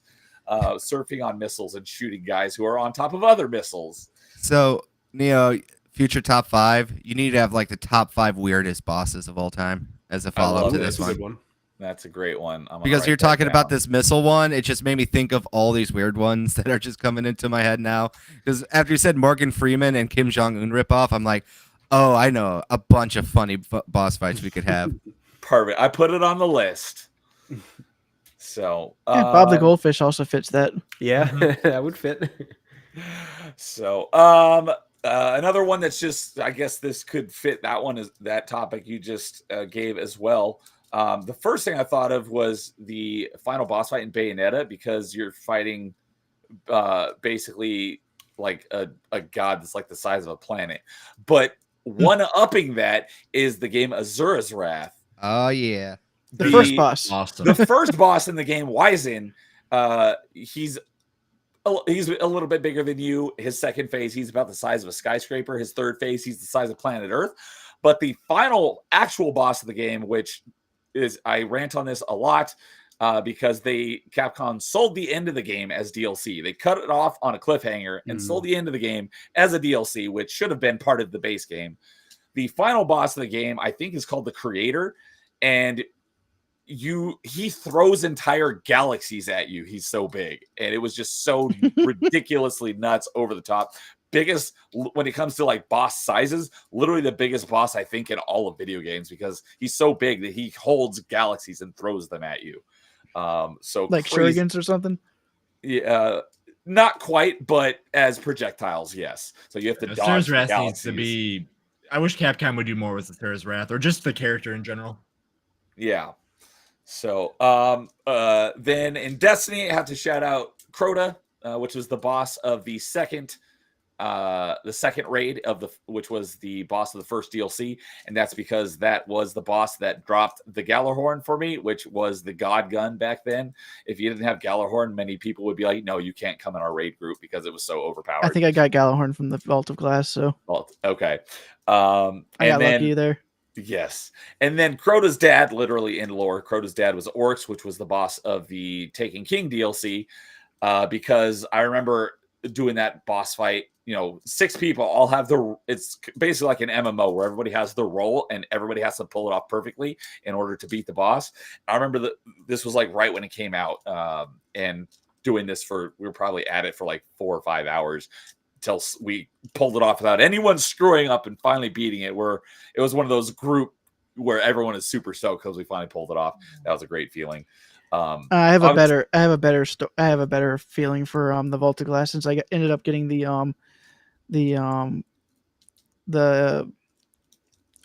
raid achievement where no one died on it. Oh, I did that. The Flawless Raiders, what that achievement's called. I did that on the Crota raid as well, but not Vault of Glass. I did it on Vault. And Ooh, I just fancy pants, Miss Rich it is McGee harder over here. because there's more ways to instantly die on the Vault of Glass raid than there was on the Crotas, which is why most people use the reason why I didn't want to do it in Crota is because of the witches section. Gotcha. Because it's really easy for someone to die during that part. It is. And when we did it, everyone just said, "Stop moving." because we didn't want anyone just falling off the platform that you're standing on when you do damage to the boss of the vault class. So everyone was like, "Stop moving!" So nobody just fell off and ruined the achievement for everybody. Yeah, because you're on this like little pillar in the middle. It's yeah. So, and then we already talked about Deathstroke, but then the last one I want to mention is Base SP or something like that. It was the optional hardest version of Base in Mega Man Battle Network 3. That was another one that's up there in my hardest boss fights of all time, and I was super stoked when I finally pulled that off. Well, it's not pronounced Bass. I've always said Bass until just recently, because on my I think it was my first stream on my Mega Man stream, because we were talking about it's bass and treble, because there's a lot of music. All Mega Man is about music, yeah. Exactly. And they're like, no, it's bass, not bass. It's like, oh, okay. Well, I will try to remember that. But yeah, the thing that makes him so tough is he has an aura, which I forget how much it has. It's either 100 or 200 hit points. And you have to do a single attack that does more damage than his aura to get his aura to drop. And there's very few attacks in the game that even do that much damage in a single hit. Once his aura's down, then you can attack his health. And you only have like 10, maybe 15 seconds to attack his 3,000 hit points of health before his aura comes back, and you have to destroy the aura again before you can do damage to his health. And his attacks hit like a freight train. That fight was very difficult. So when I finally pulled that one off, I felt like king of the world. So that was a very rewarding boss fight to finally beat. And sadly, you don't have the achievement for it. Not yet, but I will. Because I do plan to play the Mega Man Battle Network games on Retro Achievements at some point. I mean, technically, they're also on Xbox too, just digital, I think. No, the Mega Man Battle Network is the one Mega Man collection that did not come to Xbox. I'm still pissed about it. All the other Mega Man collections are on Xbox, and I own them. But Mega Man Battle Network didn't come to Xbox, so I have it on Switch. Yeah, because I do own both Mega Man, the original Mega Man's collections, the X collection and the Zero and ZX collection physically on Xbox. Okay. I have the physical of the Mega Man Legacy collection, but I have the digital of the Mega Man X Legacy collection and the ZX collection. Whenever it came to the X, they just put it in the same box, but 2 discs. Okay. You wouldn't think that you would need 2 discs, because these were Super Nintendo games and PS1 games. Well, They had like there was a couple that were PS2. X7 and 8. Okay. I guess that makes a little more sense. And then them adding them like the stuff to like the artwork and all that other stuff too. Oh, they did add the challenge mode. I forgot about that. So, all right. But yeah. So Mega Man or Base SP or GS or something. He had some letters after his name, because there's like you fight all these bosses throughout the main story of the game, and then after you beat it, there's like, you know what? I'm gonna look up I'm gonna look it up on Retro Achievements just to see what the name is. Okay, thank you. And then it's Mega Man Network 3, right? Yeah, Mega Man Battle Network 3. And all the he's in both versions, right? I believe so. I played the blue version though, so I know he's in blue. But all the base game bosses you fight in the post game as like they're more advanced versions, and they're much more difficult. The only thing I see base in is just resist at least 40 seconds against base and the Undernet 3. Okay, I don't remember that, but yeah, I could look it up. But yeah, whatever the letters were after his name that indicated that it was the more advanced version, because in the earlier game it was just base, and then at the post game it's all the bosses you fight are like Metal Man SP or Base SP or whatever. Those signify that it's the more advanced forms. So all right, well, that will bring us into the final stretch for our number ones. Does anyone want to volunteer to go first? I can go first, just given that I know mine's already been mentioned, so I can probably make it pretty quick. Okay. So my number one boss fight is obviously from my favorite game, which is Arkham City. It is the Mr. Freeze fight. Nice. Neo already pointed to all the great things about this fight, so I won't. Sorry to steal your thunder. No. I'm happy to see somebody else had it on their list. To be honest with you, that makes me very happy to see. So I won't go too much into it, other than just it's such a fun fight. Much like the Poison Ivy fight, it does feel very authentic to Mr. Freeze and his character. Obviously, there's the caring about Nora that's just continuing to drive him kind of past any sense of reasonability. So he's now at Batman's throat when they kind of started off okay to a degree when they first met. But then the fight, so story-wise, it's good. Look-wise, takes place, I believe, is it the GCPD? I don't think it was the GCPD morgue. I think it might have been like their CSI lab or something like that. But you do fight him in the GCPD, but yeah, I know it's in the where GCPD. I can't remember exactly what it is in there. I want to say it is the morgue. Yeah, because the cold kind of made me think of that. Could be wrong though. If it's just a CSI lab, so be it. But Perfect place to give someone the cold shoulder. Well, exactly. So like the setting with all of it, he freezes the whole place. The setting looks great. The character's great. The story in it's great. But weirdly, it's just the innovative boss fight. Because there's not a ton of bosses that really boss fights that I can think of that really challenge you to change up your strategy. I think we can all think of bosses that we just cheese and aggro and figure out ways to beat that maybe aren't the most skilled of gameplay, but you kind of figure out a way to do it. This one really challenges you to get creative. There's, of course, it's within some limit. There's only maybe 10 or so ways you can go about it in terms of different things you can do, but it's going to make you pick and choose them, spice it up, have one maybe lead into the next one type of deal. Get him in one area that he's going to then have to walk into the next one that you could do, or reverse it, throw it all over the place. It was just a really fun, interesting, innovative way to design a boss fight. Yeah, and that's kind of it on that. It's from my favorite game. It's the best one in the game. To me, it's the best one in the Arkham series. I love that fight. Yeah, good pick. Definitely a well-designed boss fight. Mm-hmm. So, all right. Dude, you want to give us your number one? I'll go ahead and go with my number one. And it's a kind of a repeat of Top Zelda, because it's going to be from Twilight Princess. I had a feeling. It's Ganondorf from Twilight Princess. Have you played through that yet? Not yet. I'm going to be starting this tomorrow night on stream. Okay. I just finished Sunshine on Saturday. That's right. So yeah, I've started it the other night because I did my GameCube bean dive and I started all the GameCube games I'm planning to play. I don't consider that starting a game. Right. Once I go back and I'm like actually going to play through it, I'm going to start from the beginning again. But I'm very much looking forward to getting to play it again because I haven't played it in forever. And I didn't even know that I had this until I was scrounging through stuff the other day. And I found I have that too. I've got the Wii version, but the official Nintendo guide. You just remember when they say it's to the right, you just have to remember it's to the left. Yep. So I didn't even remember that I had that until I discovered it the other day. I have mine still. But when it comes to the Ganondorf fight, it's great. I mean, of course, it opens up with Dead Man's Volley, but you're not even fighting Ganondorf. He just possessed Zelda, and she's doing the Dead Man's Volley with you. So he's threatening in a way that you haven't seen him in any other game before, in a way that he's possessing other people to fight for him. And then the second phase is him in the boar phase, and that's where you fight him as Wolf Link, and that's when you get help from Midna. And then after that phase, he then runs out with his horse, and then you have to follow him on your horseback with Zelda shooting arrows at him. But then after all that's done, Midna tries to finish Ganondorf off, but then he ends up shattering the thing you've been collecting the entire game to help beat Ganondorf, and it turns into, and you just have a ring of fire around you and Ganondorf, and it's just one-on-one fight. That's the part I remember. I don't remember any of the part leading up to it, but I remember that part.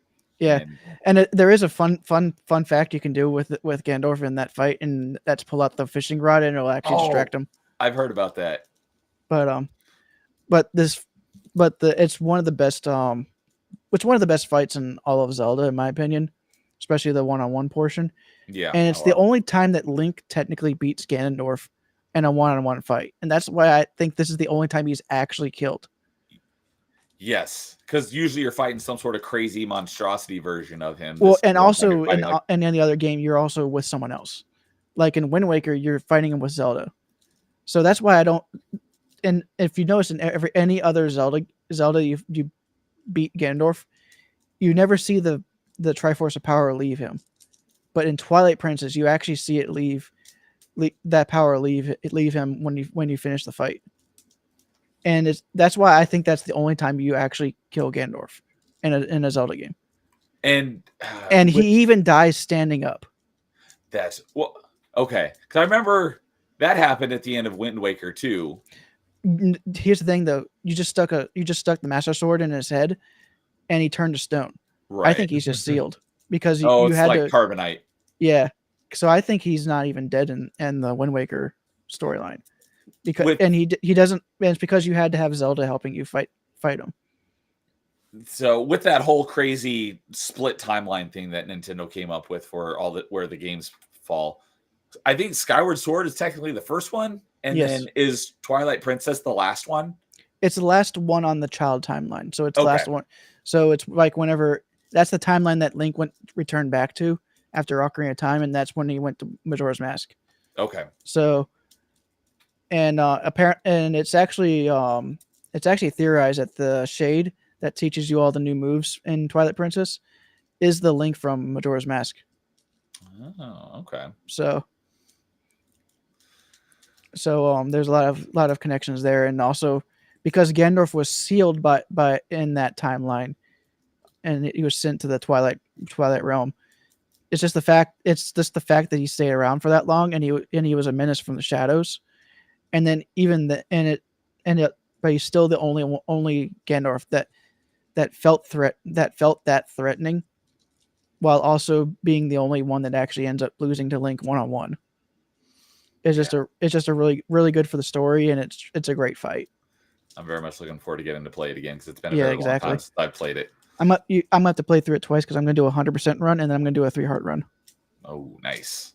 Because there is 3-heart achievements. Nice. So excellent. Well, great pick. I didn't write it down.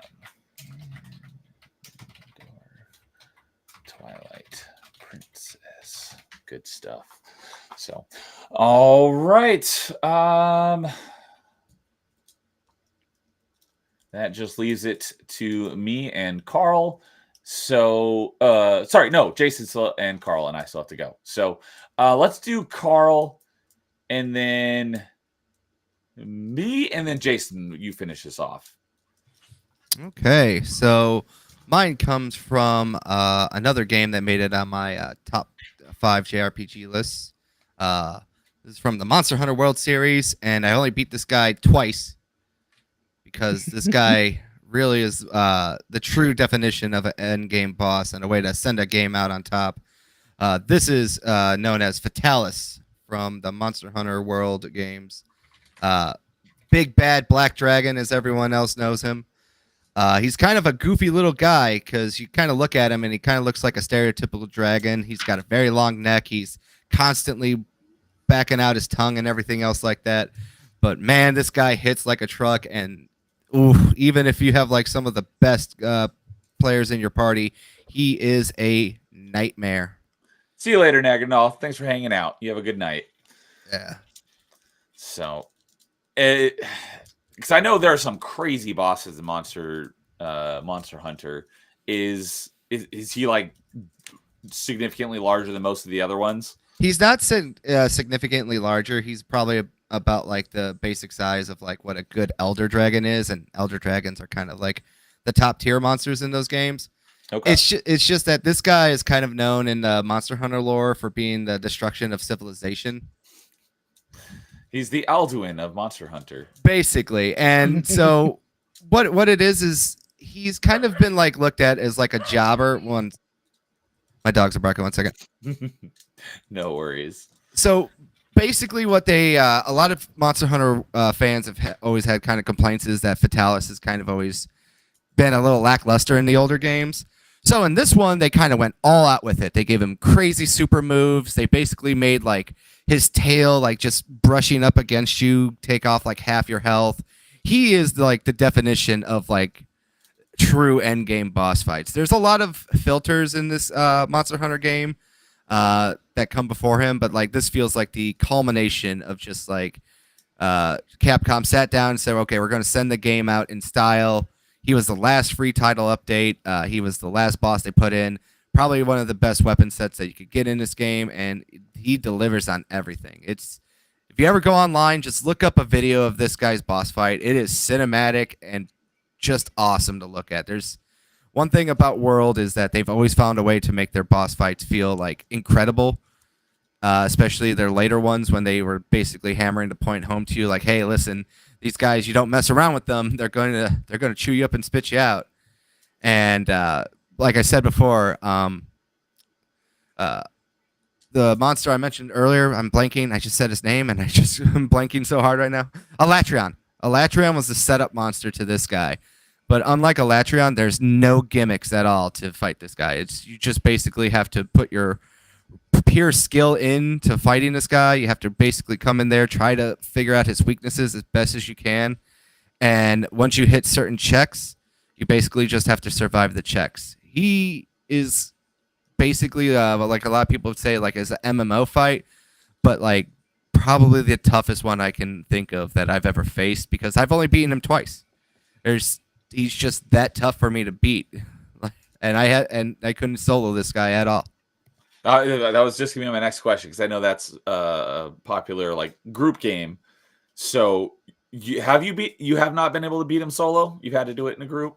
Yeah, I'm not really one to play Monster Hunter solo that much unless I'm grinding or trying to just get like armor sets and that. But this guy's I definitely need backup to go in there. Does Monster Hunter World have its own let me solo him? I mean, yes, there's like Kanto, which is like that dude that a lot of people look at, or Gaijin Hunter. They look at these guys to try to watch. Like Monster Hunter World speedrunning, or just Monster Hunter speedrunning in general, is some of the more crazy things to watch. Yeah.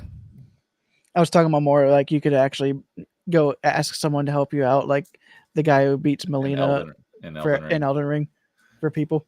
No, you would have to put it. It's not as easy of a system to do for that. No. All right. Yeah, looks like a cool dragon.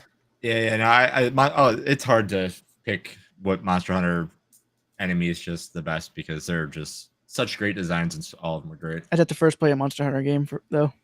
Yeah, I will always teach anyone who wants to learn. They're really fun games. I just know that they're really grinding it, because I'm a completionist. I'd have to take way too much time on it. Yeah, but they're also great podcast games. That's what I always say, because I got the platinum trophy for World, and that was kind of like the gold standard of me just kind of sending this game off. Is like I just ran through a bunch of monsters just to get like a crown, basically.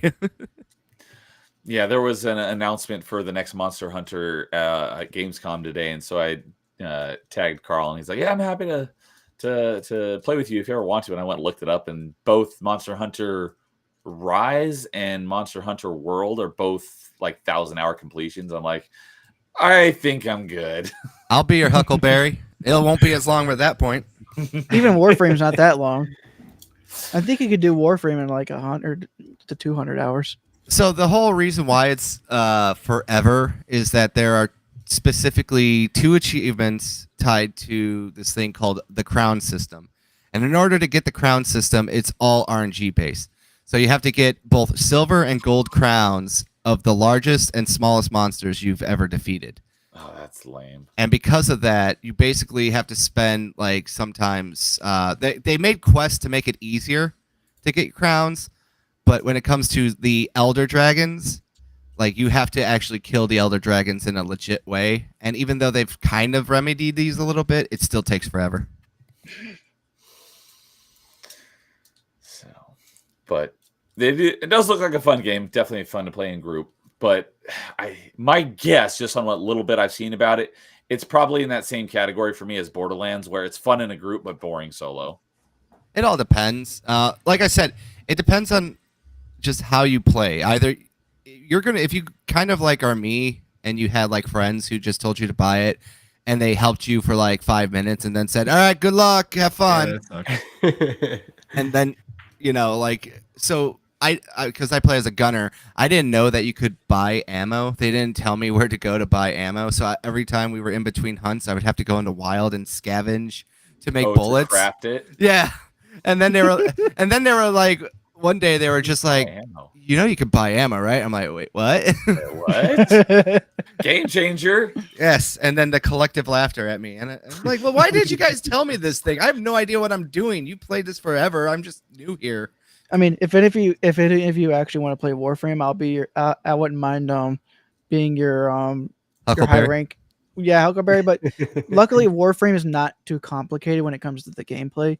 It's more of how you're setting up your character and what you're supposed to do in between for your next what you should be doing next than anything else. So I wouldn't have to really spend much time playing with you, but but you could like ask me questions and be like, oh, I'd point you in the right direction.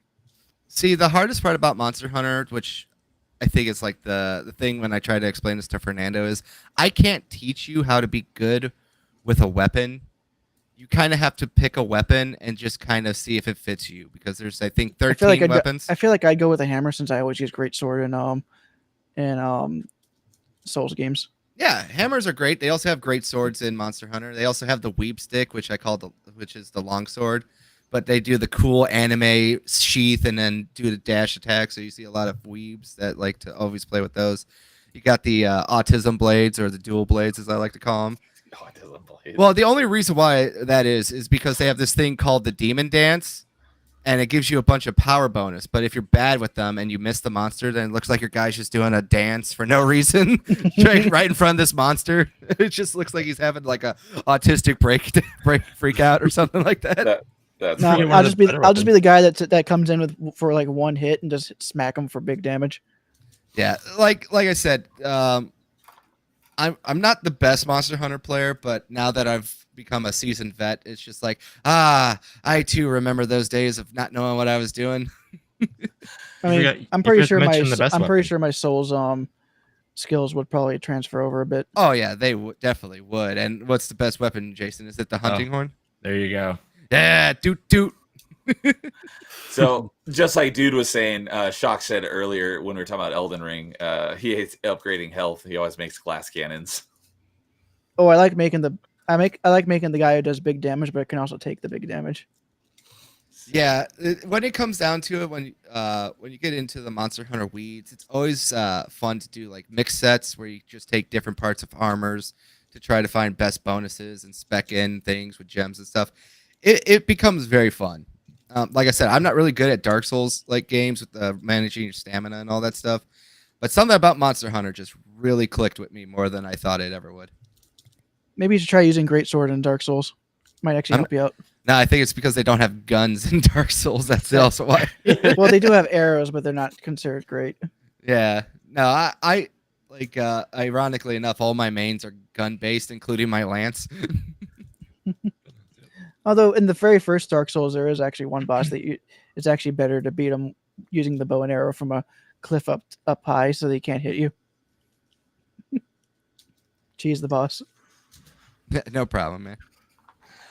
All right. Well, cool stuff. So, before I get into my number one, I did want to touch on something that Fractured Filter said a few minutes ago about. He says, "I know Psycho Mantis would have made the list. Would have. You never say would have or should have. It's always would have or should have. There's your grammar lesson for the day." And now we lost a follower. Would have made the list. Such a great fight. Memory card reading could be hilarious. So much fun. And also the thing where I guess I haven't played the game. I just know what I've heard and seen from videos, but also where you're supposed a to modern Psycho Mantis could read your achievement list. That would be pretty cool. But I know Because that Gears you're of War also... 3 proved that you can do that with the unlockable stuff in Gears 3. Oh, yes. And I have a grudge on Gears because of that, because it automatically popped an achievement when I didn't want it to. But the other thing that no one mentioned about Psycho Mantis, it was that of switching your controller to the other port so he couldn't read your inputs. It's like, that's super unique, and I don't think anybody, I mean, it's not such a thing nowadays since we don't really have dedicated controller ports, but like it's just like so creative, and like no one's really done anything like that before or since. So I mean, yeah, just definitely a Hideo cool and fight. his just random wackiness, because I mean, he did something like that in Metal Gear Solid 3, where if you just change your game clock, you don't even have to worry about a boss. Oh yeah, the sniper Sniper boss. I've seen that one on lots of boss lists. where I you think just let that him I think die there's of an old achievement age. on retro achievements for that game where you actually have to beat him. So, but he's saying you definitely have to give it to Kane, boss in Soul Reaver 1, where else do you have him mock you, build you up, and take the hit like a Chad, ignore you, and keep doing that to lead into Soul Reaver 2. Plus, Simon Templeman and Michael Bell are awesome in their roles as Kane and Raziel. So good. So I've heard lots of good things about the Legacy of Kane games. I've never played them, but I do think know I do that have Soul Reaver for both PlayStation and Dreamcast. I do know that's often a game franchise that people who are fans of it are desperately would love to see it revived. So, all right. So for my number 1 is the final boss fight of my favorite game of all time, Marauder Shields. Who? Marauder Shields for the final boss of Mass Effect 3. So is this what we're really going with? No, it's my joke answer because there is no real final boss fight of Mass Effect 3. The last enemy you happen to fight before it goes into the final cutscene is just a standard Marauder, and when you're shooting at someone, it has their name or what enemy type they are, and it's a Marauder, and it shows what his shield health is. So He tried to save us, man. It's You an got to respect him. It's an internet meme. The final boss of Mass Effect 3 is Marauder Shields. But that's just my joke answer. My real answer is is also from one of my top favorite games of all time that I mention all the time, and one of the hardest games ever, and probably the hardest game I've ever beaten. It was already a hard boss to begin with. This was, I think, in chapter 5, and I think the game has 16 or so chapters, so it's about a third of the way through the game, and this game was already hard, and this boss was like an even more difficulty spike. The game I'm talking about is Ninja Gaiden Black, one of my favorite games of all time. And the boss I'm talking about is Alma. So this is well regarded as one of the most difficult games ever. And even on normal difficulty, this game is very hard. And this boss was what really separated, I wouldn't say the men from the boys, the Uber Chads from the men, because this took the already difficult game and stepped it up at least another notch, if not 2. This fight alone probably, if the first boss fight in the game didn't prevent you from playing the game, this one might have made you rage quit. I remember fighting because you fight her twice in the game. The second form is far more difficult, but that is because the second form, her awakened form, is way cheaper. This one is a much more well-balanced fight, so that it wasn't so much you felt like you got screwed by the game when you lost. You're like, okay, no, I screwed up. The second boss fight against her is more of like, no, the game just keeps screwing me over and over again. So this one is that's just what you think. No, it really is, because the first form against Alma, you can essentially damage her at any time. Whereas the second form of Alma, she's invincible about 98% of the fight, and you only can attack her for like 2 seconds every 30 seconds or so, and you just have to survive long enough in order to damage her. It's super cheap and not a So it's like the well-designed final boss mission in fight. Halo Reach. Survive. Sort of, except you can actually beat her. So that one, the second form is the harder one, but not because it's like a well-designed boss fight. It's harder just because it's cheap. The first form is a much more well-balanced fight, and beating this one was where I was like, okay, I feel like I could take on the world right now. And then you get it in the next boss fight and get your butt kicked again. But it was one of those ones where played over and over and over and over again to learn all the attack patterns and be able to pull it off without dying. Was one of those times where, like Jason said, when he beat Greengrass and High Tides, this is probably the when it comes to like difficult, like fast-paced action difficult achievement, this was probably the one for me where it was like the cream of the crop, elated, over the moon type feeling, because this was a very very difficult but fair boss fight. And it gets even hard. And that's just on normal, because when you kick up the difficulties, on one of the interesting things about Ninja Gaiden is that when you up the difficulty, it doesn't just like increase the amount of damage you take or decrease the amount of damage you deal. It actually introduces new enemy types that you don't see in the lower difficulties, or the later enemies show up much earlier in the game. And the thing that makes the boss fights harder is it's in normal, it's just you versus the boss. In the higher difficulties, they have little minions running around the boss arena the whole time as well. And the higher the difficulty, the minions that they summon are more difficult as well. So I've beaten her on. So I ended up beating Ninja Gaiden on very hard after a lot of playing. I never was able to beat it on Master Ninja, but beating it on normal for the very first time when I was getting into the game was up there, and then beating the entire game on very, very hard was probably my most proud gaming achievement. Although it was on original Xbox, so there are no achievements until Xbox gets retro achievement support. But one of my proudest gaming accomplishments. But yeah, the first Alma fight is probably one of the like biggest skill check bosses I've ever fought in my life, and was one of the proudest boss fight. Not complete, but when I beat it for the first time was one of the proudest ones. So that is my number one, and I'm curious because Soulsborne or Souls-like games have really kind of, I often mention, have basically co-opted the hack and slash genre, and we haven't really gotten a lot of hack and slashes since the 360 era. Mm-hmm. Although Black Myth Wukong, I'm very excited to play this because it looks like it could be a bit of a return to form of hack and slashes more so than a Souls-like. So I'm very looking forward to playing that at some point. But has anyone else played the Xbox Ninja Gaiden games? I've never finished them, but I've played them. Yes, I've dabbled in them, but never finished. Okay. So, but yep, that is my number one. So, Jason, that leaves it to you. And if you want, you can go right into our next segment after you give your number one, if you want. All right. So my number one has a little asterisk by it, because if I go to play this final boss or this boss now, with the knowledge that I know of this game, it's a lot easier. And even having a strategy guide for the game and not reading it the correct way to beat this boss, I don't know or how I even managed to beat this boss. But my number one boss is Ruby Weapon from the original Final Fantasy VII.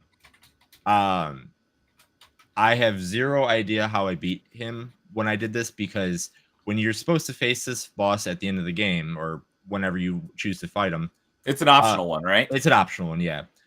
You're supposed to go in as a single party member that you want to use, because that's the only way you can do damage and all that stuff. But if you go in and you just go in as a full team, he's got these abilities where he casts a magic ability where takes one random party member away from your team and he's just instantly gone. So then you're down to two, and then the only way you can start really doing damage to him is if there's only one party member remaining, and then you go and fight him that way. So to go in and beat him, having a full party team, have him take out pretty much my whole entire team, and still manage a way to beat him, I still don't know.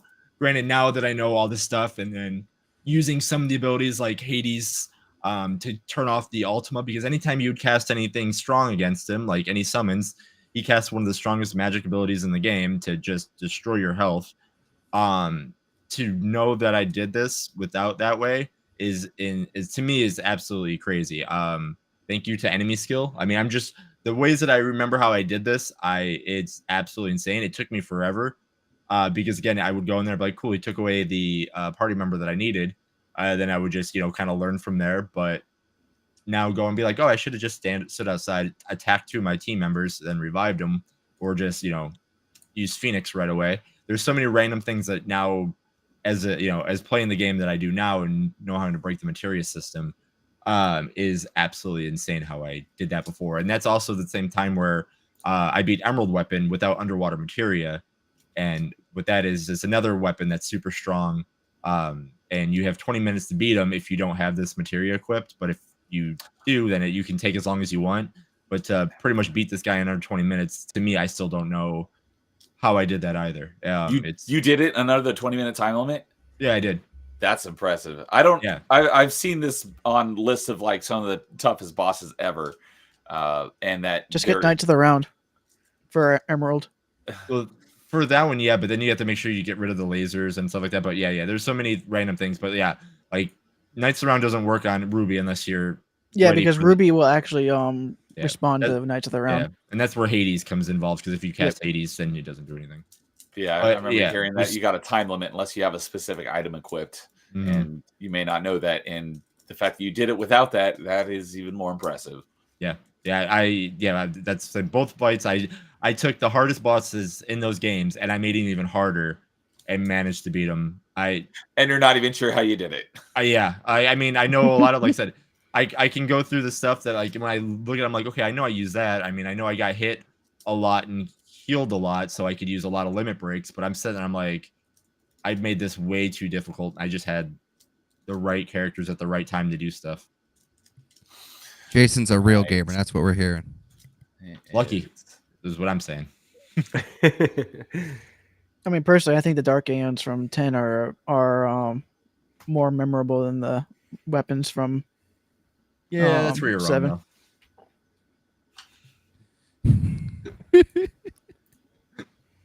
No, I'm joking with you. So it's just more that it had a story, more of a story presence than what the weapons have a story. Well, I mean, you already had like three others in the storyline. It's just like here's 2 more.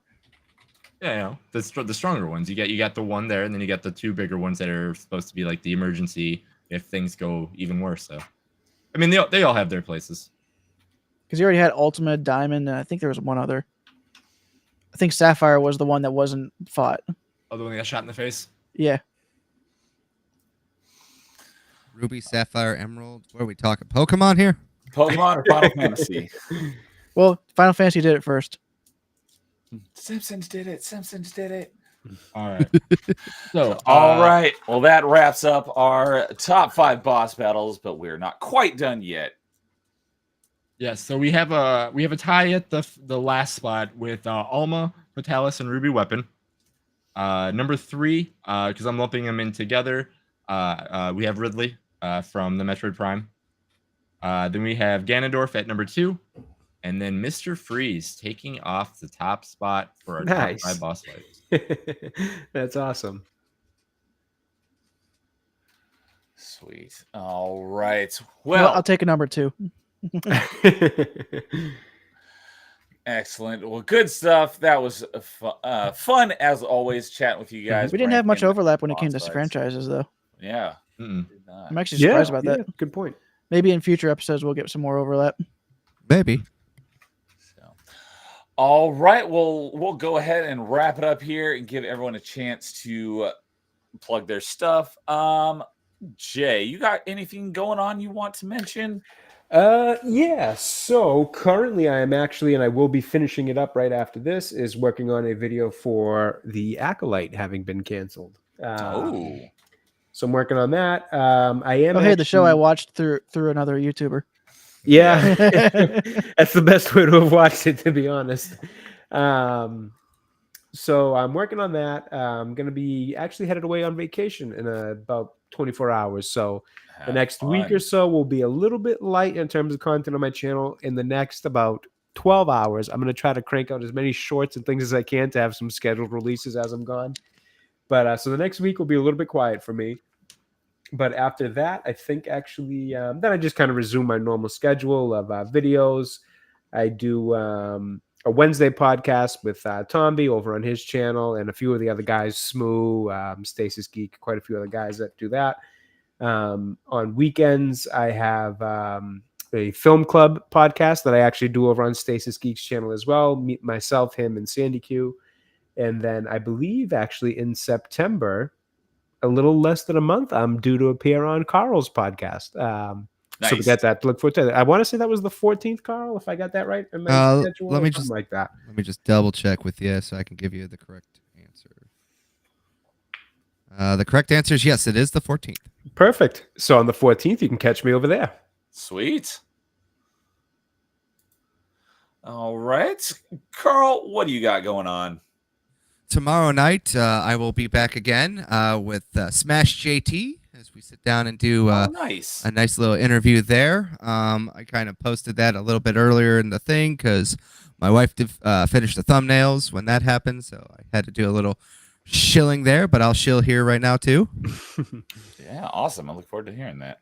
Yes, and then on the 24th, I'll have Extra Zero back on with me again, and we're going to be sitting down and talking about modern gaming because he wanted to really talk about like the good things about modern gaming too, about like some games that should be pointed out and looked at, just to kind of break up the conversation that we see mostly kind of fill our feeds with like everything sucks and everything's woke and everything's bad. Yeah, excellent. I love listening to your podcast as well, so I'm sure that'll be Can't a great wait to one. see female Shao Kahn. Oh, yeah, that was interesting. DLC. I think I might be the only person that's okay with the whole Sector Cyrax thing. I don't know why. I would have been more okay with it if they were just renamed to someone else, like what they did with Frost and Shiva. But Sector and Cyrax, they're just code names. They're not their real names. Mhm. That's why I don't have a problem with it. I'm honestly indifferent on it. I just wonder the motive behind it. Was it forced? Was it a natural storytelling kind of thing? That's more my. But generally speaking, I'm a little indifferent on it. But I'm also not huge on Mortal Kombat. So I'm in the probably camp have to of press pass. I'm on the camp with nerd takes too. It's I don't find myself getting worked up over this because I played the game and I understand they like reset the universe. But at the same time, it does come in. It always goes into the back of the mind. It was like, was this? Why did they do it? Yeah. Yeah, Well, yeah. was there good storytelling reasons behind this, or was it a kind of a cheap trick type of thing? So Yeah. that's more or less where my curiosity kind of lives and dies. I honestly haven't put much thought into it. Yeah. And that I mean, that's the only problem with a lot of modern day stuff is you don't know if it was in good Yeah. faith or not, Right. and that's what's the sad part about it because you get torn all over the place. But I try to always go with give them a benefit of the doubt, and I always try to go a little bit more positive because listen, there's 17 other channels you can follow if you just want to be in the negative cycle. I try not to fair be. enough. I try to at least be one of the 17 other ones that tries to be in a little bit more of like, hey, it's not all bad. Right. I mean, it just would have been less controversial if they just went the Frost or Shiva route. I do feel like it's interesting because I feel like Mortal Kombat has so many good female characters that you could, it's not like everybody makes every Mortal Kombat roster. I'm sorry not to go off on a side tangent on this, Yeah. but it was interesting because it's like you guys have a ton of good female characters. I haven't played much of Mortal Kombat 1, so I don't even know which ones they included in the base roster. But I just Yeah, thought, it's I just made the joke definitely because I odd. wanted to make the throwback to Jason's number 5. fair enough. And hey, at least we'd get some if it's a real Shao Kahn female ripoff, you probably get very little clothing on her. Yeah, no. If anybody was really mad about anything except for Sector and Cyrax being a girl, like I'm surprised there's not more of those same people that like screaming from the heavens that like, why is there a person named Janet Cage when it's just Johnny Cage and as a female from a different universe? So like, I'm surprised that didn't get said more than anything else. Yeah. But I was honestly a little bit more disappointed with the idea that it feels like they just kind of keep going back to the same well with their DLC where it's like, we're going to pick a horror character. We're going to pick a couple 80s action characters. And it's like, I do get it. They're different technically. And they are, Ghostface is well liked. Arnold's Conan, all that. But it just feels a little similar to, Jason Voorhees and then Terminator. And It's better than having Omni-Man and Homelander in the yeah. same pack. Yeah, it almost just feels a little bit redundant. I wish they would spice up the well of the kind of outside of the world of MK characters that they go for. Listen, Jason was just upset that it wasn't a remaster of Mortal Kombat versus DC. Yeah, the greatest one ever, right? The GOAT, right? So, anyways, dude, what do you got going on? Well, tomorrow I will be starting my playthrough of Twilight Princess for retro achievements. Nice. Excellent. I did finish up Sunshine on Saturday. I ended up doing about a 5-hour stream that night because I was like, I'm almost done. I just need a little bit more. It's the home stretch. You got to finish it. Yeah. So just 2 achievements decided they wanted to take forever for me because they were just difficult. But if those 2 didn't take so long, I would have been done a lot earlier. But and hopefully on Saturday or Sunday we will be continuing our Halo run because this is the other week for Neo. Yeah. Hopefully Paul doesn't do another long stream and get himself sick. Well, excellent. Jason, you got anything that you want to plug? We'll have shovelware hopefully in the next week or two. I still am finishing up some questions. So we'll have that for the tournament of previous winners. And other than that, we'll have another top 5 in 2 weeks. And that's pretty much it right now. This is kind of getting to my busy season outside of the internet stuff, so it's kind of kicking my butt for now until I get the scheduling all good for that. Then I can come back and have a little bit more time to kind of focus on this. How goes Super Jank Fighter? Oh man, I did a test episode, and it's very, very difficult for me just playing. So I got to find more people that are interested in fighting game, because I was just playing. I'm like, cool, I can talk about games all I want, but then it's just going to be me playing fighting games, and I know that's not going to do anything. So if there's people out there that are into fighting games or anything like that and have Fightcade, because that's the best way to do that kind of stuff. I can, talk stuff, do kind of things on single player, and then open the lobby up for people just to jump in, play. If you're better than me, awesome. But fighting games, I love losing more than winning in fighting games because I learn. I know that's different than some people take, but you learn more when you lose. But it's great. But yeah, so like if anybody's interested in fighting games or even want to get into fighting games, I'm not the best teacher when it comes to fighting games. I can tell you how to do stuff, but I always like seeing the personality of people playing fighting games, what they do, and then kind of go from there. I'm bleeding more, which makes me the victor. All right. Yeah, as for me, I don't really have anything to plug at the moment because things are still kind of up in the air for me right now. Very soon I will be returning in full force, but right now the only thing I really have to plug is I will be on Carl's channel on the 11th. It was planned for this Friday, but unfortunately for me, I was not able to make it. So he was kind enough to reschedule, and we are going to be talking about the best years in gaming. And we got a couple guests on that one. So that one's going to be fun. So, and yeah, there's Smash JT. 2007 better be on that list.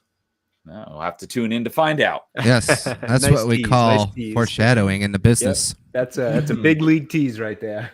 Yeah. Just it was supposed to be this Friday, but unfortunately some timing stuff came up, so we had to push it back to September, and I'm happy we were able to work out a time. And how fitting that is on September 11th, where nothing ever happened on that date. Wait, something happened that day? Yeah. Nope, nothing ever happened. Just another boring day, right? Yeah. So, all right. Well, that will wrap it up for episode. I think this is 15th episode of Top 5. Something like that. Let me double check here real quick. 15, 16, somewhere around there. Yep. Yes, this is the 15th episode of Top 5 already. So it has been a good run. I look forward to seeing where we go in the future. I have so much fun on these streams talking to you guys about great topics. Do we know what the next episode topic is?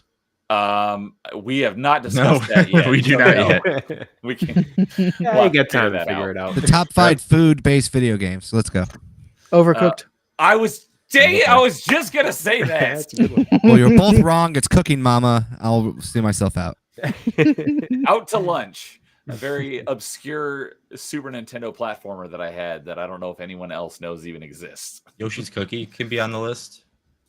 That's actually not a bad idea for a topic. I'll write it down on the list. What the heck? Where's it going? It's freaking out. I'll figure that out in a moment. But anyways, thank you for joining us. You guys were great as always. Had fun. Look forward to seeing you all again. Everyone that hung out with us in chat, whether for 5 minutes or the whole 3 hours, appreciate hanging out with you guys as well. We will see you all next time, everyone. And in the meantime, game on. Bye.